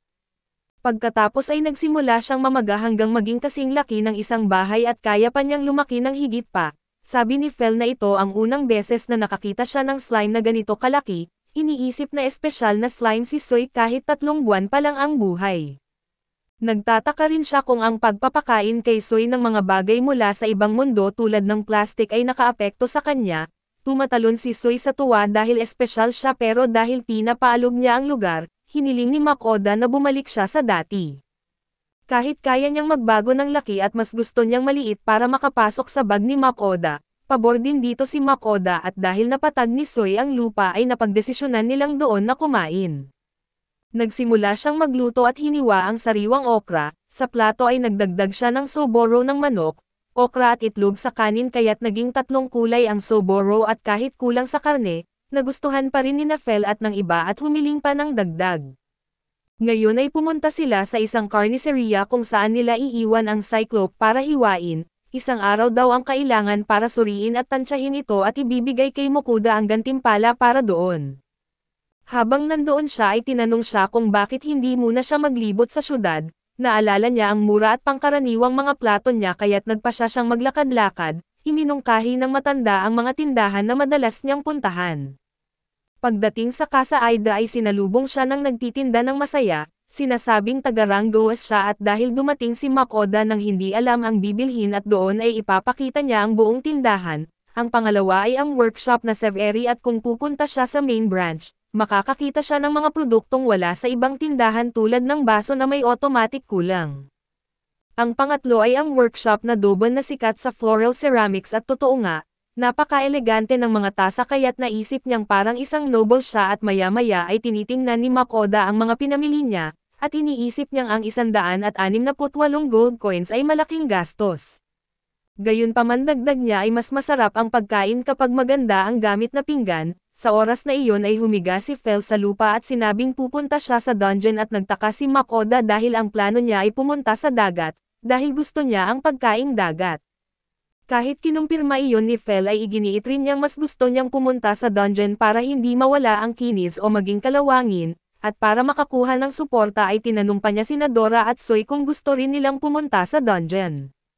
Masaya nilang kinumpirma ito at saka tumingin si Soy kay Mokuda at nagmamakaawa na dalhin sila sa dungeon. Wala nang ibang choice ang bida kaya't pumayag siya at gayunpaman, sinabi niya na hindi sila pupunta sa dungeon hanggat hindi sila gumagawa ng guild request. Naalala kasi niya na noong huli ay ilang araw siyang naghanda ng pagkain at hindi sila pwedeng umalis agad. Pumayag si Fel pero sinabi niyang kung maghahanda si Makoda ng karne para sa hapunan, tatanggap siya ng guild request. Pagkatapos nito ay pumunta si Makoda para tingnan kung natapos ng hiwain ang Cyclope, humingi ng paumanhin ang butcher dahil bago lang natapos pero matatagalan pa ang reward at wala namang problema ang bida, pero nagtanong siya kung ano ang nangyari. Ipinaliwanag ng butcher na may nabuo na tirahan ng orc sa hilagang gubat ng Nijof at bukod pa rito, may nakita ring mga superior orcs bilang mga leader at general kaya't palaisipan sa oras bago lumitaw ang isang orc king at dahil sa dami ng orcs, kakailanganin nila ng hindi bababa sa 6 na grupo na may ranggong C o mas mataas pa. Pero halos lahat ay nasa labas pa at tumutupad ng ibang mga utos at ngayong nandyan na ang ating bida. Tinanong siya kung maaari ba niyang tanggapin ang utos na ito at sinabi ni Mokuda na walang problema, dahil nagbenta rin naman siya upang makakuha ng anumang utos. Kaya agad-agad ay ginamit niya ang telepathy at tinanong niya ang kanyang mga kasama kung ano ang tingin nila, dahil iniisip niyang makakabuti ito para makakuha ng karne at masayang-masaya si Fel na orcs ang kalaban, dahil para sa kanya ay wala lang ang mga ito. Gayunpaman tulad ng sinabi ni Mokuda ay makakabuti ito para makakuha ng karne, nang lahat ay napagkasundoan na hiniling ng matanda na sumama siya dahil ipapakilala niya ang mga makakasama nila, doon ipinakilala si Mokuda bilang isang adventurer na may ranggong A. Dahil ganoon ay tumayo ang kalbo at sinabing karangalan para sa kanya ang tumanggap ng utos kasama ang isang adventurer na ganitong ranggo, ipinakilala niya ang sarili bilang si Alonso at ang pinuno ng mga Shadow Warriors, at ipinakilala rin niya ang bawat miyembro na sina Cement, Matias at Ernest. Dahil ipinakilala na ng kalbo ang kanyang mga kasamahan ay ipinakilala rin ng ating bida ang kanya, gaya ng alam natin at naroon sina Fel, Dora at Soy na mga pambihirang familiars. Nang marinig nilang tinalo ng mga ito ang dungeon ng Dolan ay agad na sinabi ni Alonso na nakakaengganyo iyon. Sa isip naman ni Mokuda ay mukhang nakakatakot ang grupo pero buti na lang at mababait sila. Nang matapos ang lahat ng usapan ay tinanong ng bida ang matanda kung saan matatagpuan ang tirahan ng mga orcs. Ipinaliwanag nito na nasa loob iyon ng isang kagubatan na isang araw ang layo kung maglalakad. Dahil dito ay alam ni Mokuda na matatagalan sila kaya nagmungkahi siya ng ibang paraan ng transportasyon, at ito ay si Soy sa kanyang higanteng anyo at bagamat medyo kinakabahan ang mga adventurer ay pumayag din sila sa huli. Sa paraang ito ay mabilis silang nagtungo sa tirahan ng mga orcs at dahil doon, nakarating sila ng bahagyang nahihilo at itinuro ni Mokuda ang tribo ng orcs at kinumpirma ni Fel na may humigit kumulang 200, sina Dora at Soy ang maaaring tumapos sa kanila at ang iba naman ang hahabol sa mga tumakas. Hiniling ni Mokuda na ipaubaya sa kanya ang lahat dahil madalas lamang siyang nanunood kaya't nagsimulang humakbang ang tatlo, nagpatayo si Fel ng mga talim ng lupa upang tusukin ang mga ito at sinunog sila ni Dora gamit ang kanyang apoy. Si Soy naman ay nagpabagsak ng mga puno upang bumagsak sa kanila. Lahat ay namangha sa bilis at lakas nila at nakita nilang may isang orc na sumusubok tumakas. Nag-ipon ng tapang si Mokuda matapos maranasan ang dungeon kaya't pinutol niya ang braso ng orc at saka tinutuhog ito sa dibdib, ngunit itinulak siya ng isa pang orc. Palapit ng palapit ang orc kaya't ipinagtanggol niya ang sarili gamit ang mga bala ng bato, at tinamaan niya ito sa mata at sinamantala niya iyon upang makalapit, umiwas at hiniwa ang likod nito at natapos din ng mga Shadow Warriors ang bahagi nila. Dahil wala nang natira ay nagtungo sila upang makipagkita sa ibang ngunit bago iyon, inilagay muna ni Mokuda ang mga orcs sa kanyang item box at pagdating nila, nakita nilang wasak ang tirahan ng orcs. Sa mga ganitong laban ay inaasahang marami ang casualties, pero natapos nila ito ng mas mabilis pa at nagawa pa nilang sabihin na wala lang iyon para sa kanila at mas mabuting pumunta na sa dungeon, ngunit sa huli ay oras na para maghanda ng pagkain at naghanda siya ng mga hamburger na may itlog. Bagamat kakaiba ito para sa kanila, nagustuhan nila at natuwa sila na sumama sila at napagtanto ni Mokuda na ito ay isang tipikal na pagkain mula sa kanyang bansa, at dumating si Fel para ipagyabang ang kanilang napakagaling na kosinero. Pagbalik sa lungsod ay nagulat ang matanda sa bilis nilang natapos, umamin ang mga mandirigman na hindi naman sila gaanong gumawa at kung ayos lang na mabigyan sila ng malaking bahagi ng gantimpala. Sinagot sila ni Mokuda na wala siyang problema dito at inamin niyang napakalakas ng kanyang pamilya, sabay tanong kung nasaan na kaya ang mga ito ngayon at sinabi ni Mokuda na hinihintay siya ng mga ito sa bahay para kumain.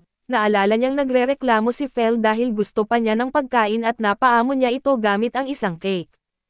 Ikinwento ni Alonso na malapit na rin silang pumunta sa dungeon ng Abilink at umaasa siyang magkikita silang muli. Pagbalik sa kanyang kusina ay binanggit ni Mokuda na iyon ang huling beses na gagamitin niya ito ngayon, kaya maghahanda siya ng mas marangyang pagkain. Lumapit si Soy at nang makita niyang maraming dalang asin si Mokuda at tinanong niya kung ano ang lulutuin nito, iginiit ni Mokuda na magluluto siya ng pagkain na niluluto sa crust ng asin at dahil hindi alam ni Soy kung ano iyon, ipinaliwanag ng bida ang bawat hakbang kung paano ito ginagawa na isang bagay na hindi niya nasasabihin dahil nagugutom na rin siya. Sa madaling sabi ay inilagay nila ang karne sa gitna ng maraming asin at pagkatapos ilabas mula sa oven, gumawa sila ng pampalasa gamit ang itlog at nang handa na ang lahat ay inalis nila ang karne mula sa loob ng crust at nilagyan ito ng pampalasa mula sa itlog.